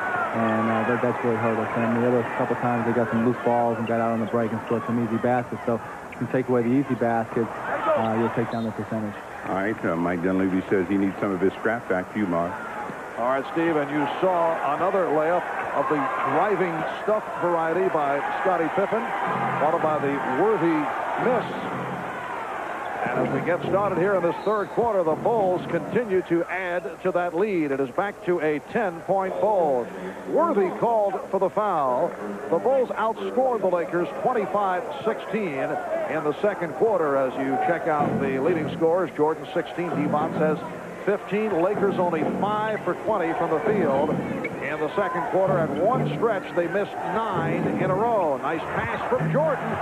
Grant extends to a 56-44 lead. If, in fact, the fatigue has been building up on the Lakers, don't be surprised to see the Bulls suddenly explode and open this game up to big numbers.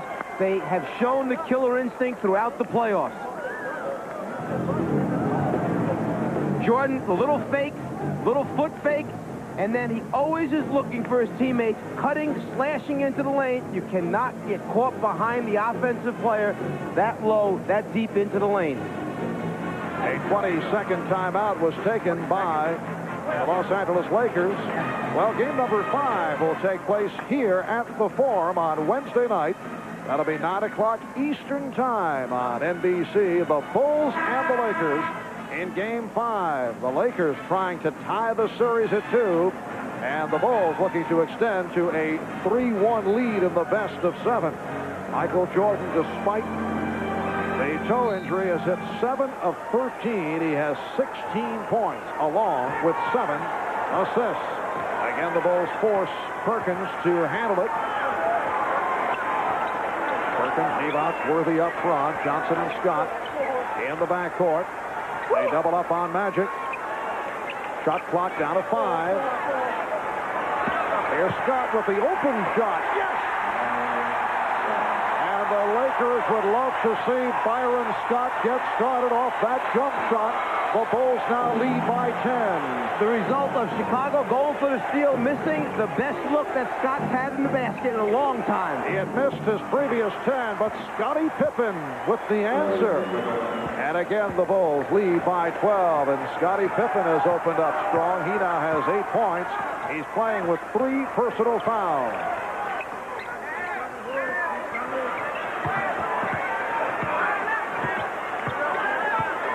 Perkins backing Grant. Shot clock at 2. Magic Johnson going to the hook. The Bulls by 10 with 2 minutes gone by in the third. Paxson shooting. John Paxson has hit 3 out of 4. The execution of the half-court offense by Chicago is something to behold. A little flash high post that time, backdoor, and then kick off to the spot-up man for the shot. Worthy is now 5 for 12. Perkins 0 for 7.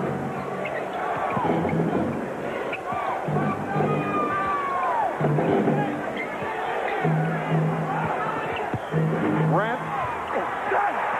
Horace Grant has been living in perfect position throughout the series. It's almost as if Perkins and Divac don't believe that he's going to be able to get the shot up over him because he gives away a few inches. It's his quickness and jumping ability that makes the difference. Illegal defense called for the first time.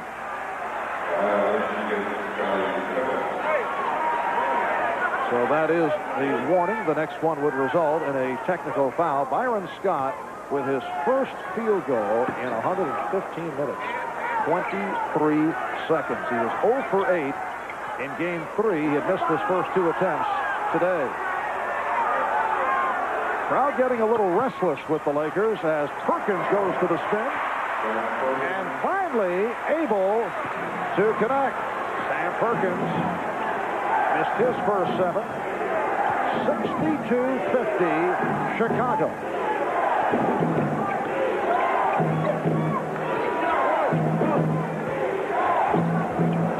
Jordan freed himself up. Perkins rebounding.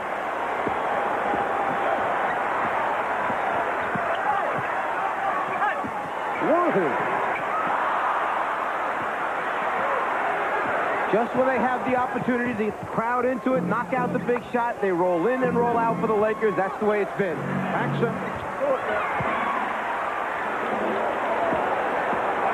Lakers trailing by 12. 4 minutes gone by in the third.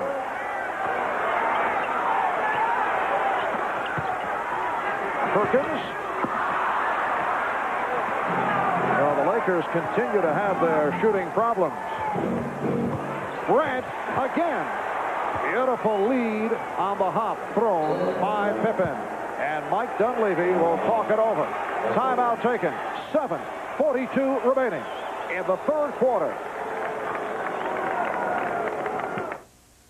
What they won't do in commercials these days by Miller Lite, I mean, they resort to all sorts of tactics, brainwash. Now, take Miller Lite 6-pack. They would have you believe that it's America's favorite light beer because it has great Pilsner taste. Gonna love it. Well, at the same time, they try to convince you that it's because it's less filling. Tastes great. I mean, come on, by Miller Lite. What do they take me for, Big Star? Seriously. Is Miller Lite America's favorite because it's less filling or tastes great?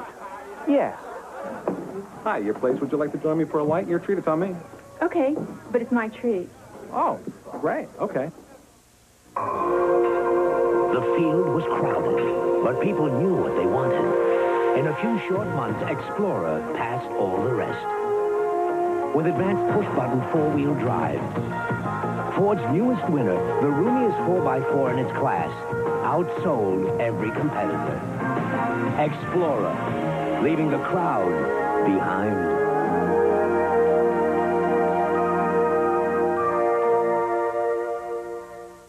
I'm on my way.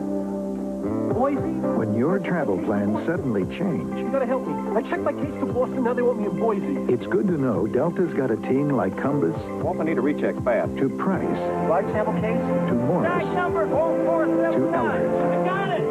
Great job, Walt. No problem, Mr. DePrima. Mr. DePrima, Mr. Michael DePrima, please call your office. Walt? About that bag.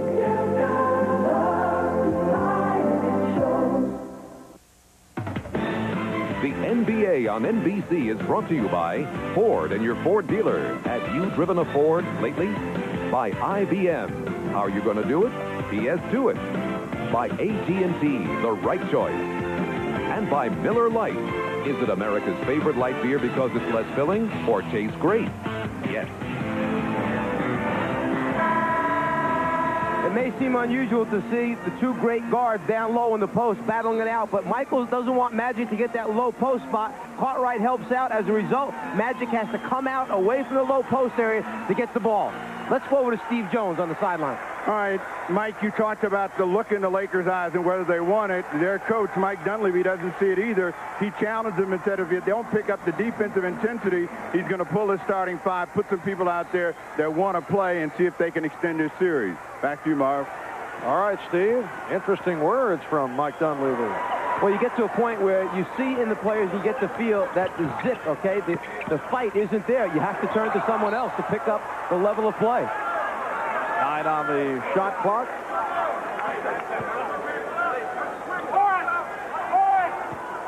Bulls by 14 with 7.5 remaining in the third quarter. Magic from downtown. Worthy kept it alive. And notice, as soon as he got the ball on the outside, Paxson closed down on him. No open shots for Byron Scott. Evots open. And Pippen able to get to it. 9 rebounds for Scottie Pippen. Suddenly you see the Lakers pressing. Every shot now becomes an even bigger shot because they're having problems knocking him down. They're good looks, but they're not going in for him. Here's Pippen. And Cartwright gets to it. The Bulls get the new 24.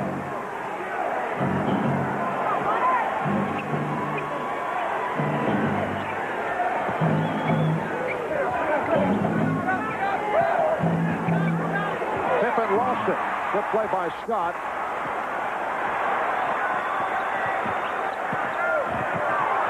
No call.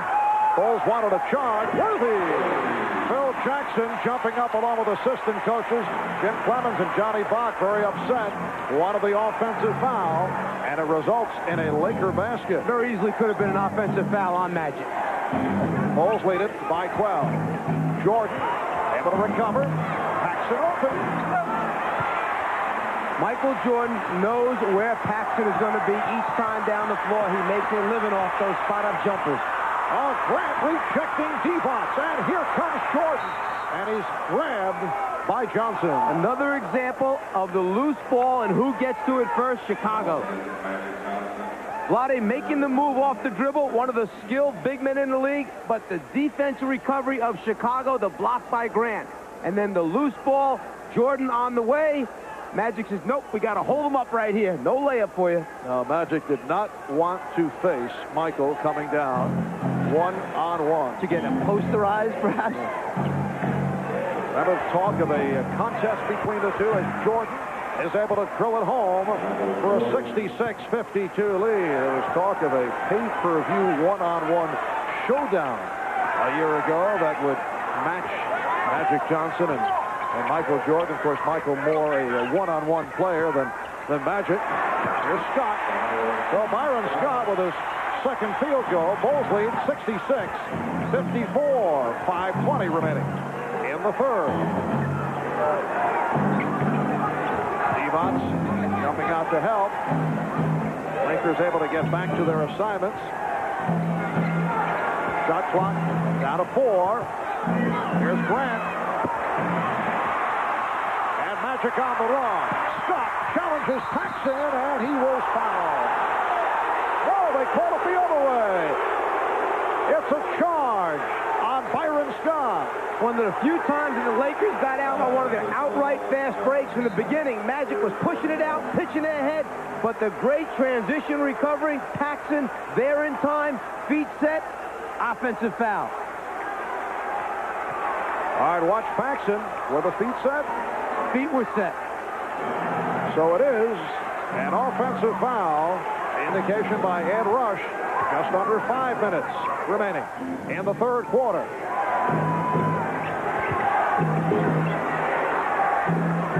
Paxson from deep. John Paxson in Game 2 hit 8 of 8 from the field. Opened up Game 3 hitting his first 2. And thus far tonight, 4 for 7 for 9 points. Laker ball with 18 on the 24. Every time Jordan elevates, he just looks to the furthest point away from him and finds Paxson spotting up for the open shot. Unusual team, Chicago, whereas Jordan, the leading scorer in the league, and Pippen have the most assists for them in the playoffs. Worthy. He's been off here in the third quarter. Overall, 6 for 15. While Perkins only 1 for 9. We approach 4 minutes remaining in the third. Grant rejected by Divac. 1 on the shot clock. Paxson. And back come the Lakers. And you can tell that Worthy is really struggling in the foot race with Pippen. Pippen to the ball first. Magic.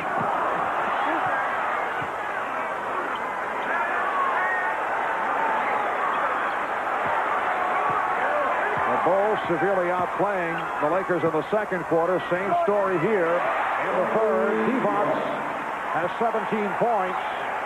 He is the high man for the Los Angeles Lakers. At some point, all 5 Lakers are going to get angry at the same time and understand, okay, the severe problems that they're having and where they are right now in this series. And when they do that, you're going to see a different Laker team out here. Sounds like a pep talk. Not right.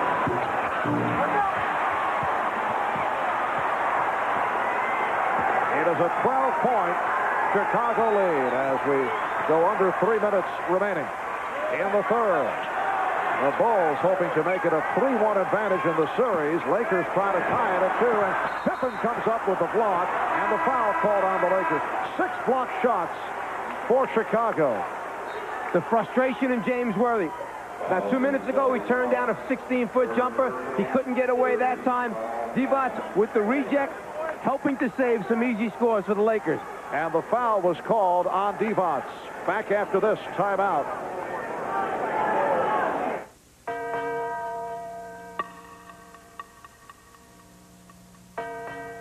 If you don't have AT&T 800 service and trouble hits, who knows how long you could be out? Only AT&T automatically protects you through the 800 assurance policy.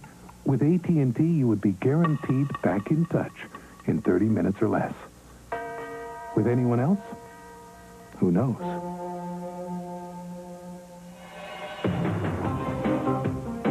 But if you do have AT&T, your 800 service is guaranteed. That's not all. Since AT&T connects calls 25% faster and has the fewest block calls, more 800 calls get through, so you can make more sales. With all that, why choose any other 800 service? Better service, better results. Another AT&T advantage. Call now for free installation. See you in about 8 hours. Bye, Mama. It's about time. Ford thinks it's about time you get everything you wanted in a small American car. More interior space, better handling, better fuel economy, and a smoother ride. It's about time. At a price you can afford. You came back home. The all-new Ford Escort. World-class quality at home.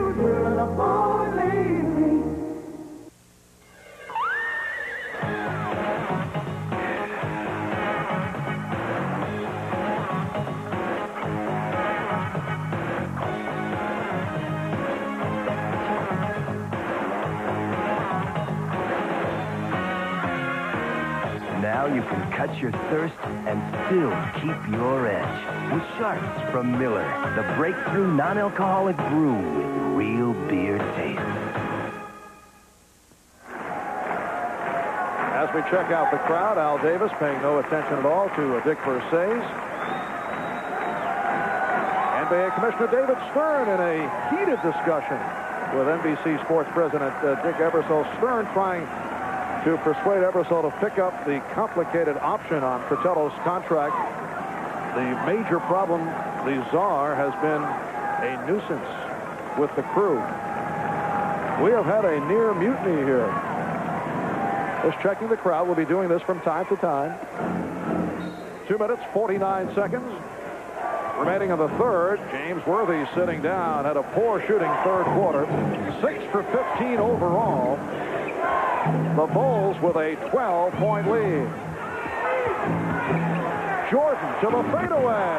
Oh, he hit the back of the rim as he saw Divac approaching. There's nothing you can do with him. He's absolutely ridiculous when he gets into these type of modes where everything is going in for him. His fades, his drives. And the Lakers having huge problems now. Byron Scott called for the foul. You saw the poor shooting by the L.A. Lakers. They have died since midway through the second quarter. Jordan on the fade because he knows Divac is coming after him here, so he has to get it up higher over the top of the big man. I'll just back up a little bit and say goodbye as I knock it out. We have been dealing with the poor shooting by the Lakers, and there's a pretty good reason for it. As you discussed right at the top, the Chicago Bulls defensively have been just magnificent. That's the case right throughout the regular season. They've stepped it up in the playoffs. Divac, nice look for Teagle. And the Bulls lead at 70-58. Couple defensive stops, steals, block shots. The crowd will come alive. They'll get their break on. They'll get him back in the game. That's what the Lakers need. Caught right. Grant with the tip. Perkins with the back tap. And the Bulls maintain possession. And this has been the story throughout the series for the Lakers. They just can't come up with the ball when they need it most. Jordan. He beat Teagle off the dribble and then was able to spin Divac. AC Green has just checked back in. He is now 1 for 5. The Bulls have a 14-point lead. Michael Jordan with 22 points despite the toe injury. Here's Jordan. Well, he changed the shot as he was flying toward the glass.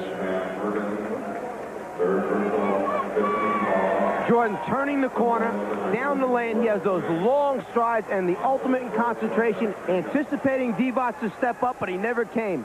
This time, with his patented baseline move, the ability to hang is what makes the difference for Michael. Foul committed by Perkins. He has 3. Jordan 2 for 2 from the line. Michael Jordan averaging better than 31 per game in the playoffs. Led the NBA in scoring for the 5th straight season. And he shot a career-high 54%.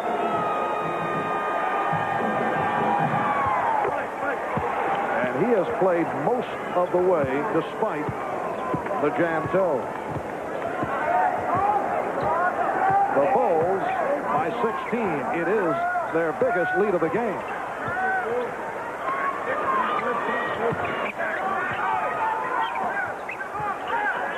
Divac head on the mismatch by Paxson. Then he and Livingston have some words.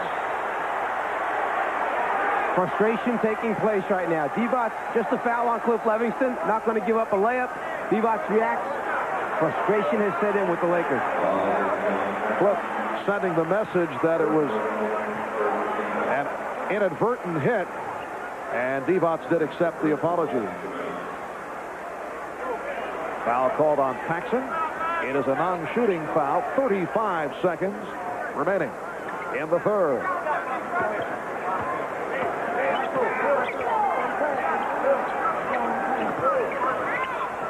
Teagle. Perkins gets it back out. So the Lakers now with 20 seconds to go, third quarter.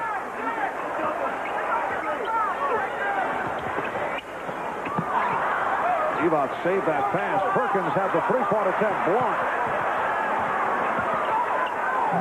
5 seconds to go in the quarter. Jordan checking the clock. Jordan shooting. After three, the Bulls by 16 over the Lakers. We'll be back after these messages and a word from your local station.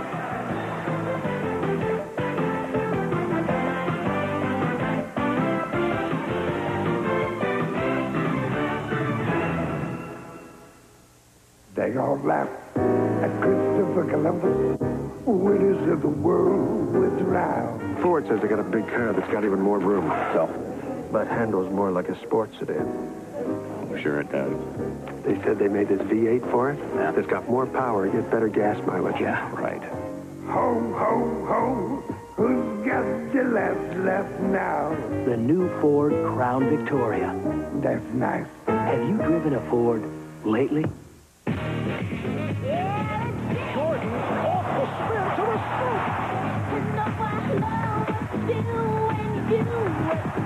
What a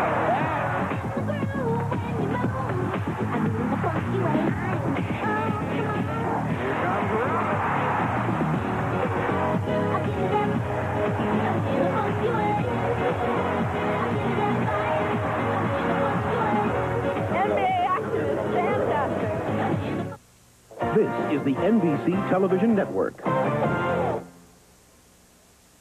When Pontiac set out to create a dramatic minivan, they kept your safety and styling in mind. The Transport has a versatile, easily changeable interior designed to mold to your needs instantly without hassle.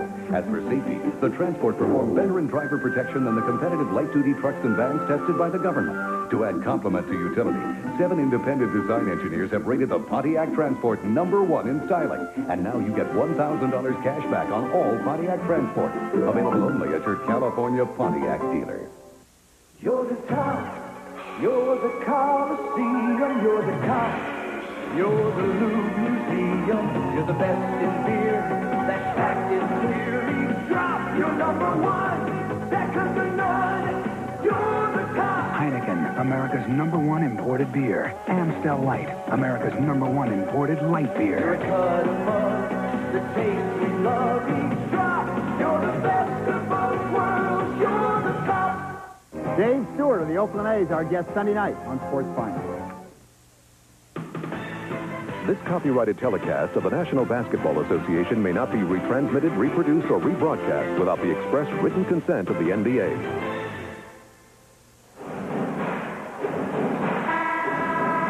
We are heading to the fourth quarter at the Forum in Inglewood. The Lakers with 16 points in the second, only 14 in the third, and they are now trailing 74-58. Well, James Worthy, who did bounce back from that swollen ankle, the ankle injury suffered against the Portland Trailblazers, headed back to the locker room, and we are set for a report on the severity of that injury. Let's go to Steve Jones. Well, the injury for James Worthy is worsening. Every time he goes up and down on it, he's jamming it a little bit more, so he can't take it mentally. They're trying to retape it now. They're giving some electric stimulation, and hopefully that will at least aid him, and he'll be able to come back in the game, but it doesn't look good for Worthy or the Lakers right now. All right, Steve. Worthy suffering a sprained left ankle in Game 5 in Portland and has been favoring it. Magic Johnson opening up the fourth quarter. The crowd urging the Lakers on. They now trail 74-60. The Lakers 7 for 21. Dreadful shooting in the third. They were only 5 for 20 in the second. While the Bulls have shot well. Divac got a piece of it. Dick Pavetta with the loose ball foul against Chicago. It's on Scott Williams, who had just checked back in. Lakers with Magic Johnson and Terry Teagle at the guards. A.C. Green, Roddy Divac, Van Perkins up front. Here's Teagle. Divac. It's a 12-point Chicago lead. Greg Hodges back. He and Michael Jordan in the backcourt. Scottie Pippen, Cliff Levingston, and Scott Williams up front. Levingston played by Divac. Pippen lost it. Teagle with the steal.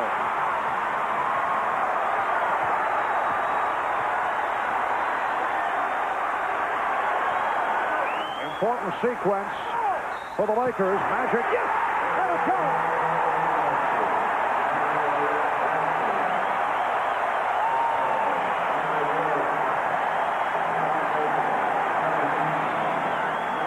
For the first time since early in the game, the Lakers able to go back-to-back. And now Magic to the line off this move. No one wants to win more than Magic Johnson. He's frustrated right now. He knows he needs to pick it up. He's taking it into his own hands. 7 unanswered by the Lakers. And they've cut it to 9 with a minute 20 gone by in the fourth. Jordan didn't see the pass from Williams. Fortunate to recover. Jordan lost it. Good play by Teagle. And then the whistle by Hugh Evans. The foul called. Or let's see, it may have been a kick ball. Once Magic feels the pressure by Jordan on one side, he turns the other way, splits the defense. Great feel for where everyone is on the floor. Teagle called for the foul. His first.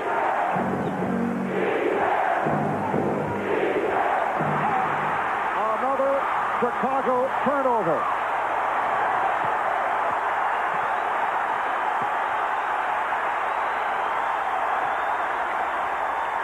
Perkins from downtown. It will be Laker ball. There have been 2 fast break opportunities for the Lakers, but because they rely on Magic so much to run it for them, each time they've slowed down, turned, and thrown the ball backwards to Magic. You're not going to get easy scores that way. Sam Perkins now 1 for 12. Bulls have led by as many as 16.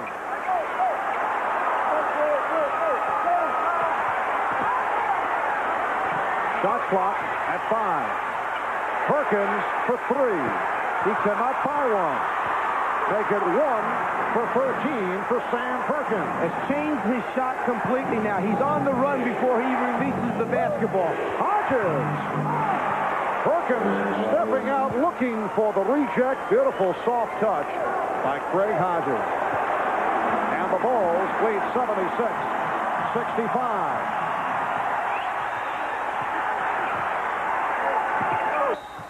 Teagle pushed by Hodges. That's 3 on Craig Hodges. Timeout has been taken. 9:18 remaining in the fourth. Introducing the new 1992 Paseo from Toyota. It's a practical, sensible car. Women dig it. For people who know their limitations. Let's party. And can appreciate performance. 16 valves, 100 horsepower. In moderation. So don't expect a lot of excitement. It's a blast. Just good, basic transportation. Women dig it. At a price we're too modest to mention. Starting under 10 grand. We think you'll probably like it. You'll love it. The all-new Paseo, a very practical car from Toyota.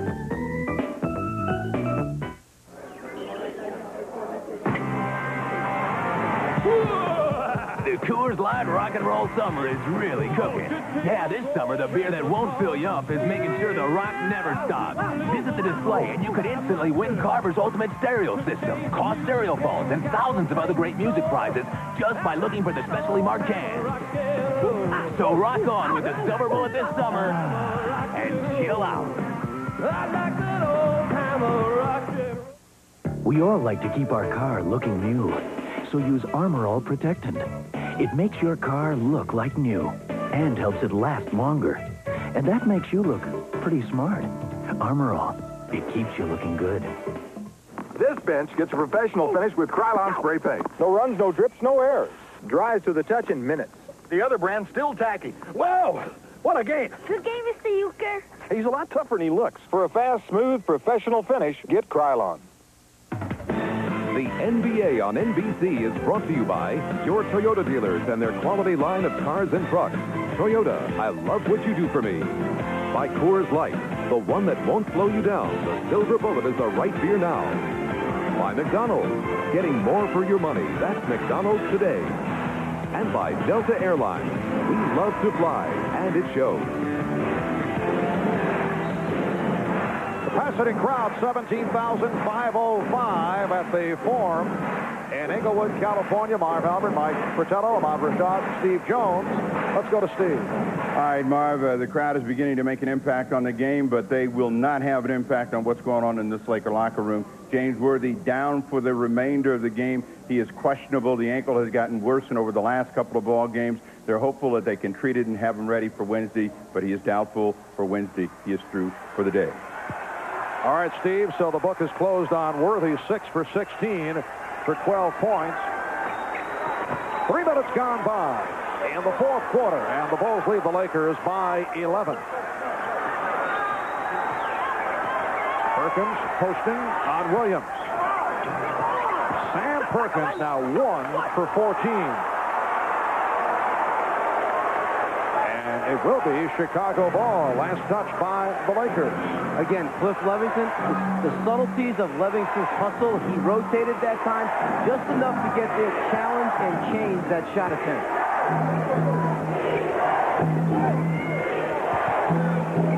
Jordan from deep. 25 for Michael Jordan. And the Bulls extend to a 13-point lead. Lakers showed some signs at the start of this fourth quarter, but the Bulls have come back. It will be Laker ball with 13 on the 24. Because of Worthy having the bad ankle and because of the other players' inability to really create off the dribble, the Bulls are able to recover defensively so much of the time because L.A. just wants to swing the ball around the outside and does not want to break them down off the dribble. A.C. Green will throw it in.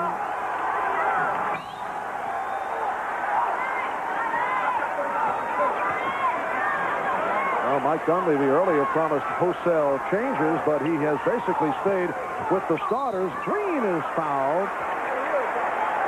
Forced to go to A.C. Green because Worthy is through for the game because of the ankle injury. Scott Williams called for his fourth. On the drive, Scott Williams knows that he should have just stepped right up. He turns to Pippen that time after taking the foul. I know it was my fault. Pippen told him, just put your hands up straight. He's coming to you. AC only a 74% free throw shooter during the regular season. In his 6th year out of Oregon State. Scottie Pippen instructing the youngster, put him up straight. Williams saying, I'm trying to stop him. He was getting ready to shoot the ball. I didn't want to give him a layup.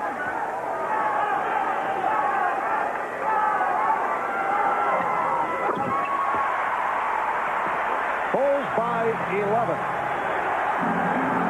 And there you see the time remaining in the fourth quarter. It has reached desperation time for the Los Angeles Lakers. A loss today, and they're down 3 games to 1. Pippen making the hit from Green, who was looking for a travel. AC committing his first. And Byron Scott returns.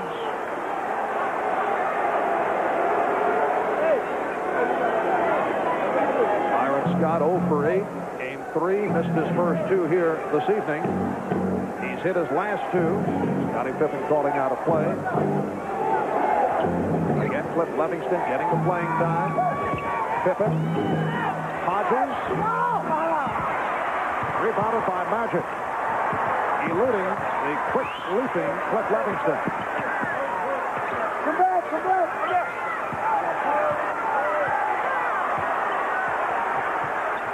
Pippen getting help. Nice pass from Magic. Chico through the foul. Jordan did not like the call. Terry Teagle very fortunate that time because Michael Jordan, anticipating that he was going to go to his right hand after he received the ball, got there in time and perhaps caused an extra step in there before the ball was put on the floor. Third foul on Jordan. Teagle, an 82% free throw shooter. The Bulls 78 and the Lakers 68.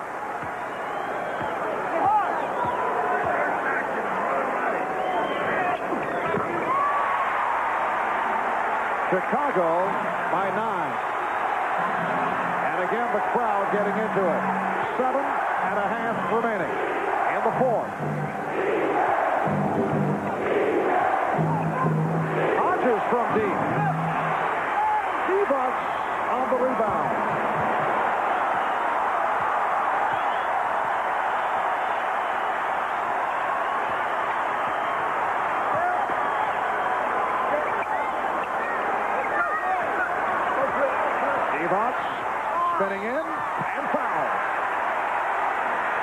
Scott Williams drawing the assignment against Lonnie Divac.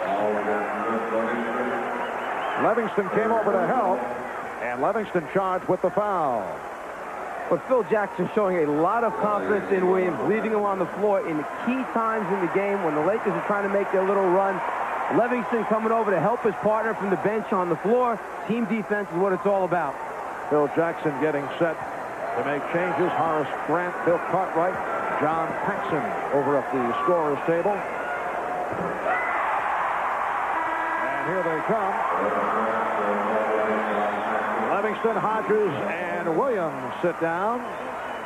Phil Jackson, very popular player over a 13-year NBA career, told us he received calls wishing him well prior to the start of the series from a number of former teammates. Especially pleased to hear from his one-time coach, Red Holzman, who won 2 championships with the New York Knicks. Also heard from one-time teammate, United States Senator Bill Bradley. The Lakers have cut it to 7. Just under 7 minutes remaining in the fourth. Divac called for the push. That is his 4th.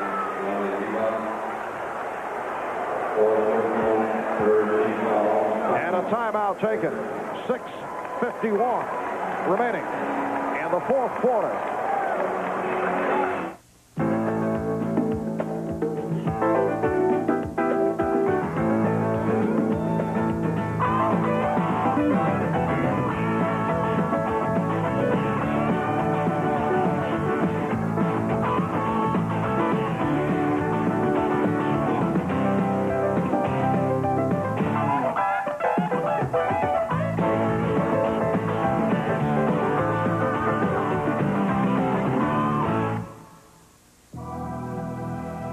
It's a rare species that thrives like no other. Easily distinguished by unique markings, lean and powerful, adapting quickly to changing environments. It migrates to the snows in winter and has been spotted as far south as Baja. It prefers wide open spaces. Primary instinct, to care for its young. The Toyota 4Runner. No matter how distant the journey, it always returns home. Hi, I'm Chet Kopic. And I'm Walter Payton. This is the week all you breakfast fans have been waiting for, the 1991 Wheaties Whole Grain Game. This is some exciting competition, Chet. Right you are, Walter, because people who care about nutrition want to know who has 100% whole grain. Everyone knows that Wheaties is a long-standing favorite for whole grain nutrition. But in the next 4 days, these guys will try to beat the breakfast of champions. Think they can? Well, we'll find out when the whole grain games begin tomorrow. Tonight on an all-new Law & Order, a top cop is accused. How could you even think that I would tamper with evidence? It's an all-new Law & Order on NBC tonight.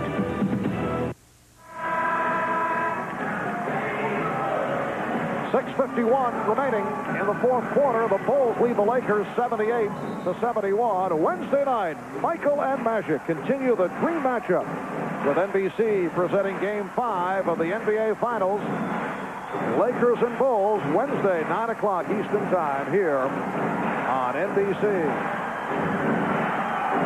Well, with all the problems the Lakers have had during the course of this contest, with all the bad shooting, with the fact that the Laker bench has not contributed, while the Bulls have, the Lakers are only down by 7. It's surprising they're in terrific position, if you can say that, being down 7 at this time. But after mentioning all the things that you did, you're right. 7 points down with all this time and the crowd finally into it, they got a chance. Paxson with the shot. John Paxson has been a crusher for the Lakers. 5 out of 8 for Paxson. He has 11. And the Bulls lead at 80-71.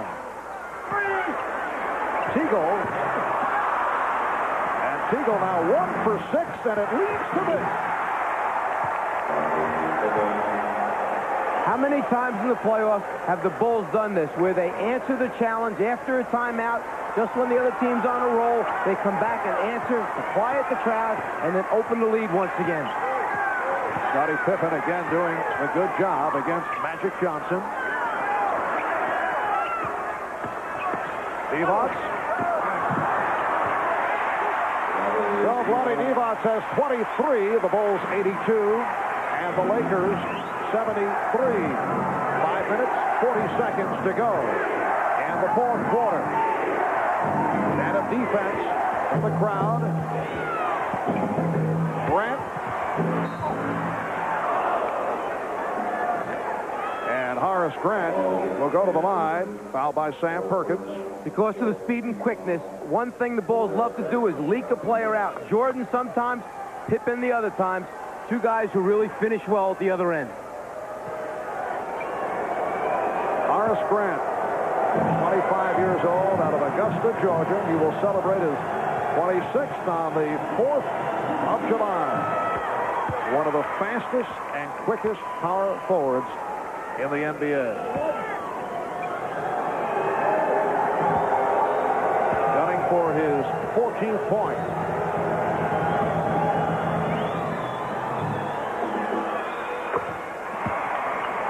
The Bulls lead by 11. Lakers going with their version of a three-guard alignment, which includes the 6'9" Magic Johnson, along with Terry Teagle and Byron Scott.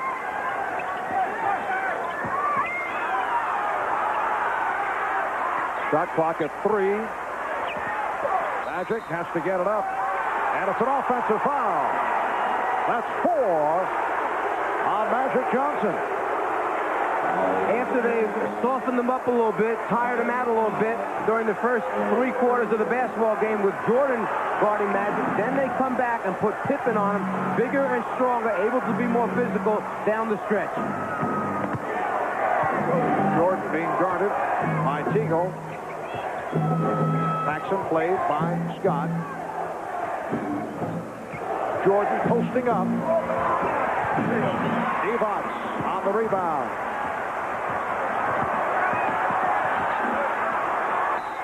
And the reach-in foul called on Pippen. That's 4 for Pippen.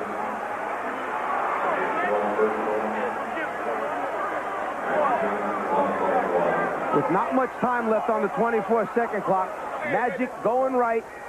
The good anticipation by the Bulls defense. Offensive foul. And the Bulls with their 5th team foul, putting Magic on the line. 21 points for Magic Johnson, along with 11 assists. And he is perfect, 10 for 10 from the line. Chicago 84, Los Angeles 75. 4.5 remaining in the fourth quarter.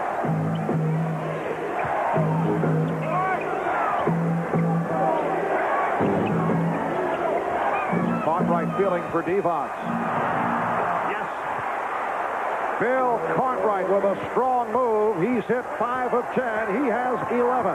The Bulls extend to an 11-point lead. And then a la the Lakers, run the clock down, milk it to the end before you make a shot. Divac with the tip.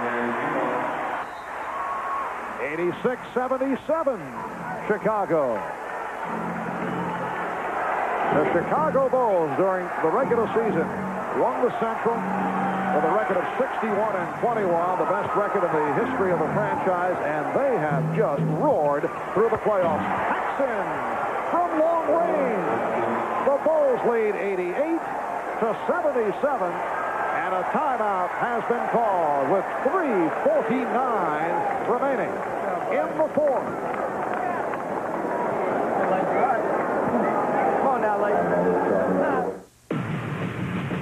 10 years ago, they sent a machine from the future to kill Sarah Connor.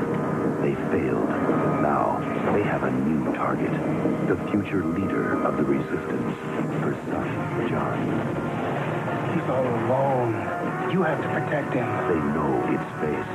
I'll be back. They know its mission. But there's one thing they don't know. This time, there are 2. Terminator 2. Stay down! One programmed to destroy. The other programmed to protect.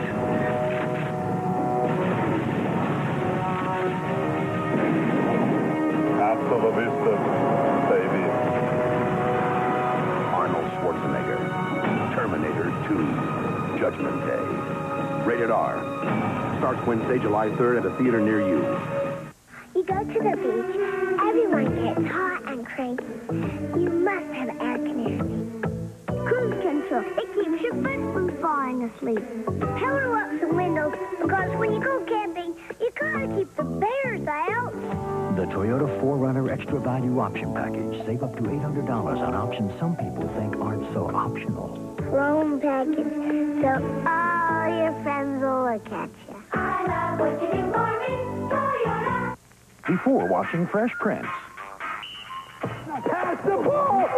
This is basketball, not rodeo! After watching Fresh Prince. Check out The Fresh Prince of Bel-Air for a change. Monday on NBC. Trainer Gary Vitti working on Byron Scott's shoulder a moment ago in transition defense. Scott hit a wet spot on the floor, slips and goes down, and then bangs the shoulder and hyperextends the arm area. Let's go over to Steve for a report. Well, Gary Vitti worked on that shoulder the entire time out. Scott seems to be okay. They're going to try him. What they're going to try to do out of this, go to their pick-and-roll game. They need him because they also want him to spot up for three-point field goals. So we'll see how it goes in the next 3:49. All right, Steve, it has not gone well for Byron Scott during the series, while it has been terrific for John Paxson, who's hit 6 of 10 for 13. The Lakers shooting only 36% for the game, while the Bulls again on fire at 52%. We're down to 3:40 remaining in the fourth, and Chicago leads 88-77. Lakers remain the same following the timeout. Magic having difficulty off the double team. Shot clock down to 1. Scott too late. It's a 24-second violation. And after he shot the ball, Byron Scott dragging the right arm down. As soon as he released it, that right arm dropped to his side. That shoulder definitely bothering him. With the shot clock going off, Byron Scott shoots. Perhaps a little contact that time by Pippen to further aggravate it. Pippen's body hitting him, jamming it once again. They'll have to get Scott out of the game, Mark. Another superb defensive sequence by the Chicago Bulls. Scott tried to steal it, and the foul is called. That's number 5 on Byron Scott, and now he'll be replaced by Larry Drew. So Byron Scott, only 2 out of 4 from the field, not able to get the shot opportunities, and off that steal attempt, he's called for the foul. The Lakers now over the limit. Bill Cartwright to the line, and Byron Scott is headed off. So it's been a rough day physically for the Los Angeles Lakers. They lost James Worthy earlier, aggravating that sprained ankle, and now Scott headed back to the locker room. High point man of the game, Michael Jordan, playing with the jam toe, 25 points, along with 13 assists. Monty Divac's coming up strong, 25 points, 10 rebounds. And Magic Johnson, 22 points, 11 assists. The Bulls 89, the Lakers 77. Time running out on the Los Angeles Lakers. A Chicago victory, and they will take a 3-1 lead in the best of 7. Magic's pass deflected. What a play by Divac. Showing his quickness. Divac has 27. The Bulls by 10.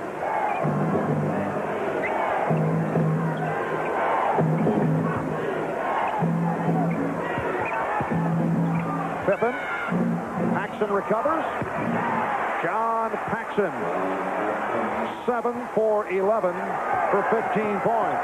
There's a groove on the right side of the floor that Paxson just slides into to make the open jumper. Perkins able to keep it alive. Teagle had it knocked away. Look out.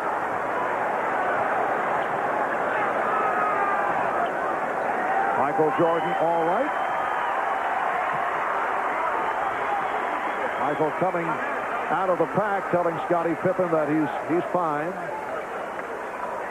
Terry Teagle trying to make a move off the dribble, which is good. They need somebody to break down the defense, but then you have to have the ability to make the pass. Jordan with the hustle at all times into the crowd to try and save it.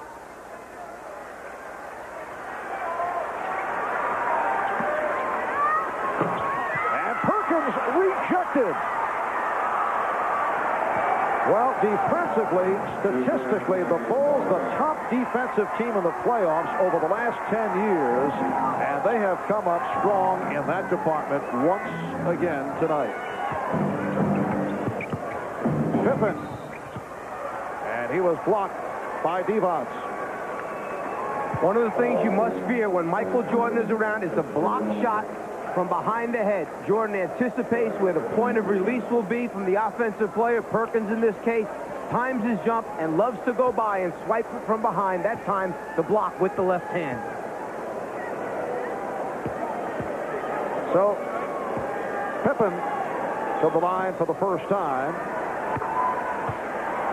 A minute 46 remaining in the fourth quarter. And the Bulls now lead at 92-79. Jordan leads this team in so many categories. Scoring, the obvious one, then assists here in the playoffs. Happens to have the most blocks on this team as well in the playoff series. And a timeout has been called. The Bulls lead by 14. Michael Jordan playing with the jam toe. Still has gone 43 minutes. Imagine having your office right in your lap. Now IBM has a new laptop computer that lets you get information, revise budgets, create presentations, even at 30,000 feet. Introducing the IBM PS2 laptop computer. If you want the feel and power of a desktop PS2 without the desk, how are you going to do it? PS2 it.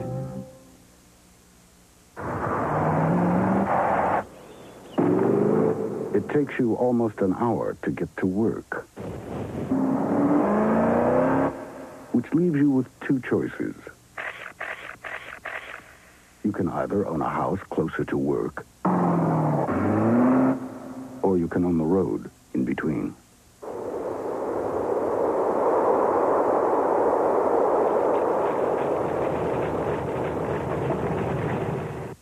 Where do you want to be next year?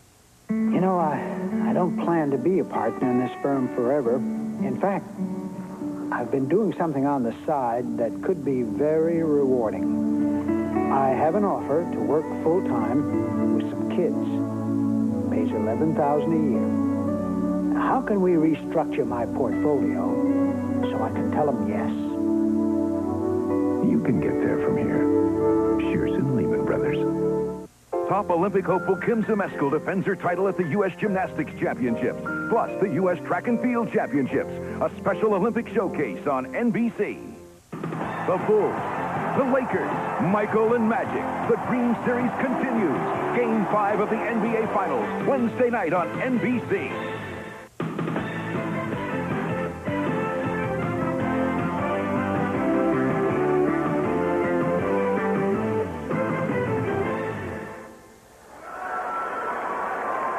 Well, tonight's Miller Genuine Draft Player of the Game, Michael Jordan. And on behalf of Michael, NBC and Miller Genuine Draft will donate $1,000 to the Thurgood Marshall Scholarship Fund.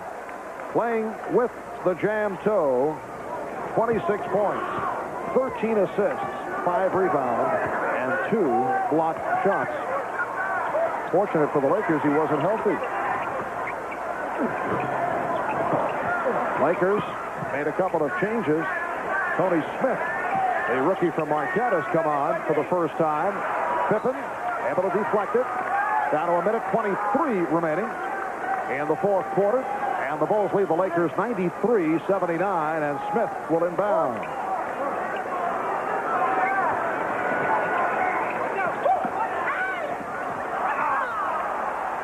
Lakers turn it over. That's just what the Bulls do, is make you hurry and do all the small things. They don't let you complete, catch easy passes. or get easy looks at the basket because of the quickness. You hit it earlier, the key word for their defense, recovery. And Drew tried to draw the foul, but it's called on the Lakers. It's on Drew. Sam Perkins with a 1 for 15. Sam Perkins had been going so well throughout the playoffs, but tonight, first he missed 7, then he hit, and he shows a stat line that he'd like to forget about. Magic Johnson will sit down. Terry Teagle is back. Magic 22 points, 11 assists, and no team in the history of the NBA Finals has ever come back after being down 3 games to 1. The Lakers are now in that position as they face Game 5 here at the Forum on Wednesday night. They will be trailing 3 games to 1. The Lakers pulling a surprise by taking Game 1 in Chicago last Sunday, 93-91. The Bulls coming back in Game 2. Here's Pippen. Scottie Pippen with 13. And the Bulls now lead it 97-79. And here at the Forum, Chicago Bulls will make it 2 out of 2. So much for home court advantage. It was cute to see the last time down when Pippen was controlling the ball at the top of the circle. He looked over to Michael Jordan on the left wing as if to say, do you want the basketball to take it in the middle of the floor? And Jordan looked at him as if to say, are you kidding me? After all the minutes I've played, you keep it, control it, run the show. Pippen winds up knocking it down. Then the Bulls tried to foul intentionally just to get the other guys in the game and be able to move off the floor. Yes, Phil Jackson empties the bench, and teammates congratulating Michael Jordan, Scottie Pippen. Michael Jordan looking for his first NBA championship, and he will be gunning for it on Wednesday night. 36 seconds remaining, and the Bulls lead it 97-80.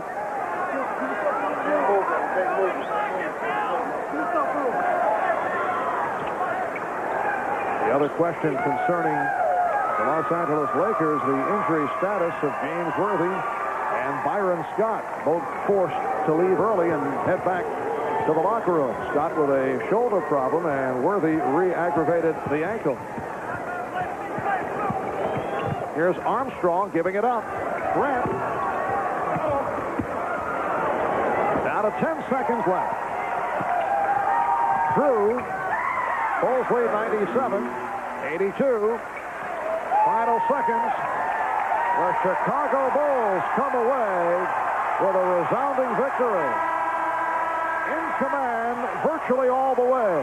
And they defeat the Los Angeles Lakers by the score of 97-82. Led by Michael Jordan, who scored 28. Lonnie Devonts leading the Lakers with 27. Magic Johnson at 22. Lakers shooting only 37% from the field.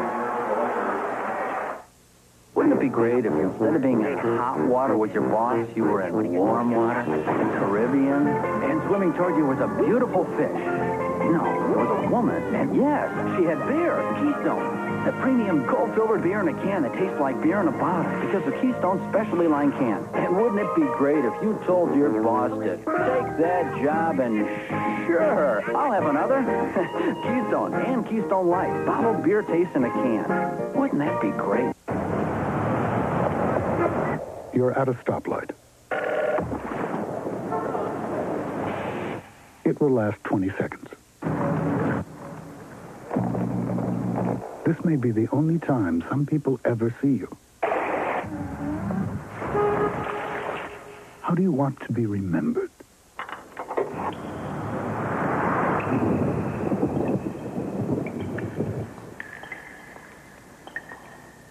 For the first time ever, it's the Lakers versus the Bulls. It's Magic versus Michael. It's the NBA World Championship video. To order your copy, call 1-800-626-1300. That's 1-800-626-1300 for the official NBA World Championship video. Tonight on an all-new Law and Order, a top cop is accused. How could you even think that I would tamper with evidence? Critics call it an extraordinary program. We need a clear-cut motive. IAD's got a bullet with his name on it. They're after a good cop. Ranked #1 by viewers for quality television. It's an all-new Law and Order on NBC tonight. Not a pleasant walk back to the locker room for Magic Johnson as his club now trails the Chicago Bulls 3-1. A different story for Michael Jordan and his Bulls. Jordan with 28 points, our player of the game, as the Bulls take a 3-1 lead in this best-of-7 NBA final. Blistering shooting once again by Chicago with 53% from the floor. The Lakers only 37%. Jordan with the 28, Paxson with 15, Grant 14, Cartwright had 12, Pippen with 13 points, so the Bulls getting the balance scoring, and again, excellent play from the bench, while the Lakers not getting it from the bench, not getting it from Sam Perkins, only 1 for 15. Devot's the high man with 27, Magic with 22. So the final score, the Bulls 97, the Lakers 82. Wednesday night, 9 o'clock Eastern. Michael and Magic continue the matchup. NBC. Oh, you said the extent of these savings, but this time of great joy shall end July 8th. Nissan's epic event ends July 8th. 24-hour news continues from News Center 4. Hello, intergalactic broadcasters, listen up. SETI, the next step in the search for extraterrestrial intelligence, is tuning in on you. Called Project Meta 2, radio telescopes in both hemispheres are scanning more than 8 million frequencies. Keeping track of it all, supercomputers that process more than 100 million instructions per second. It's the first continuous all-sky search for ET DJs. With the next step, I'm Richard Hart, News Center 4.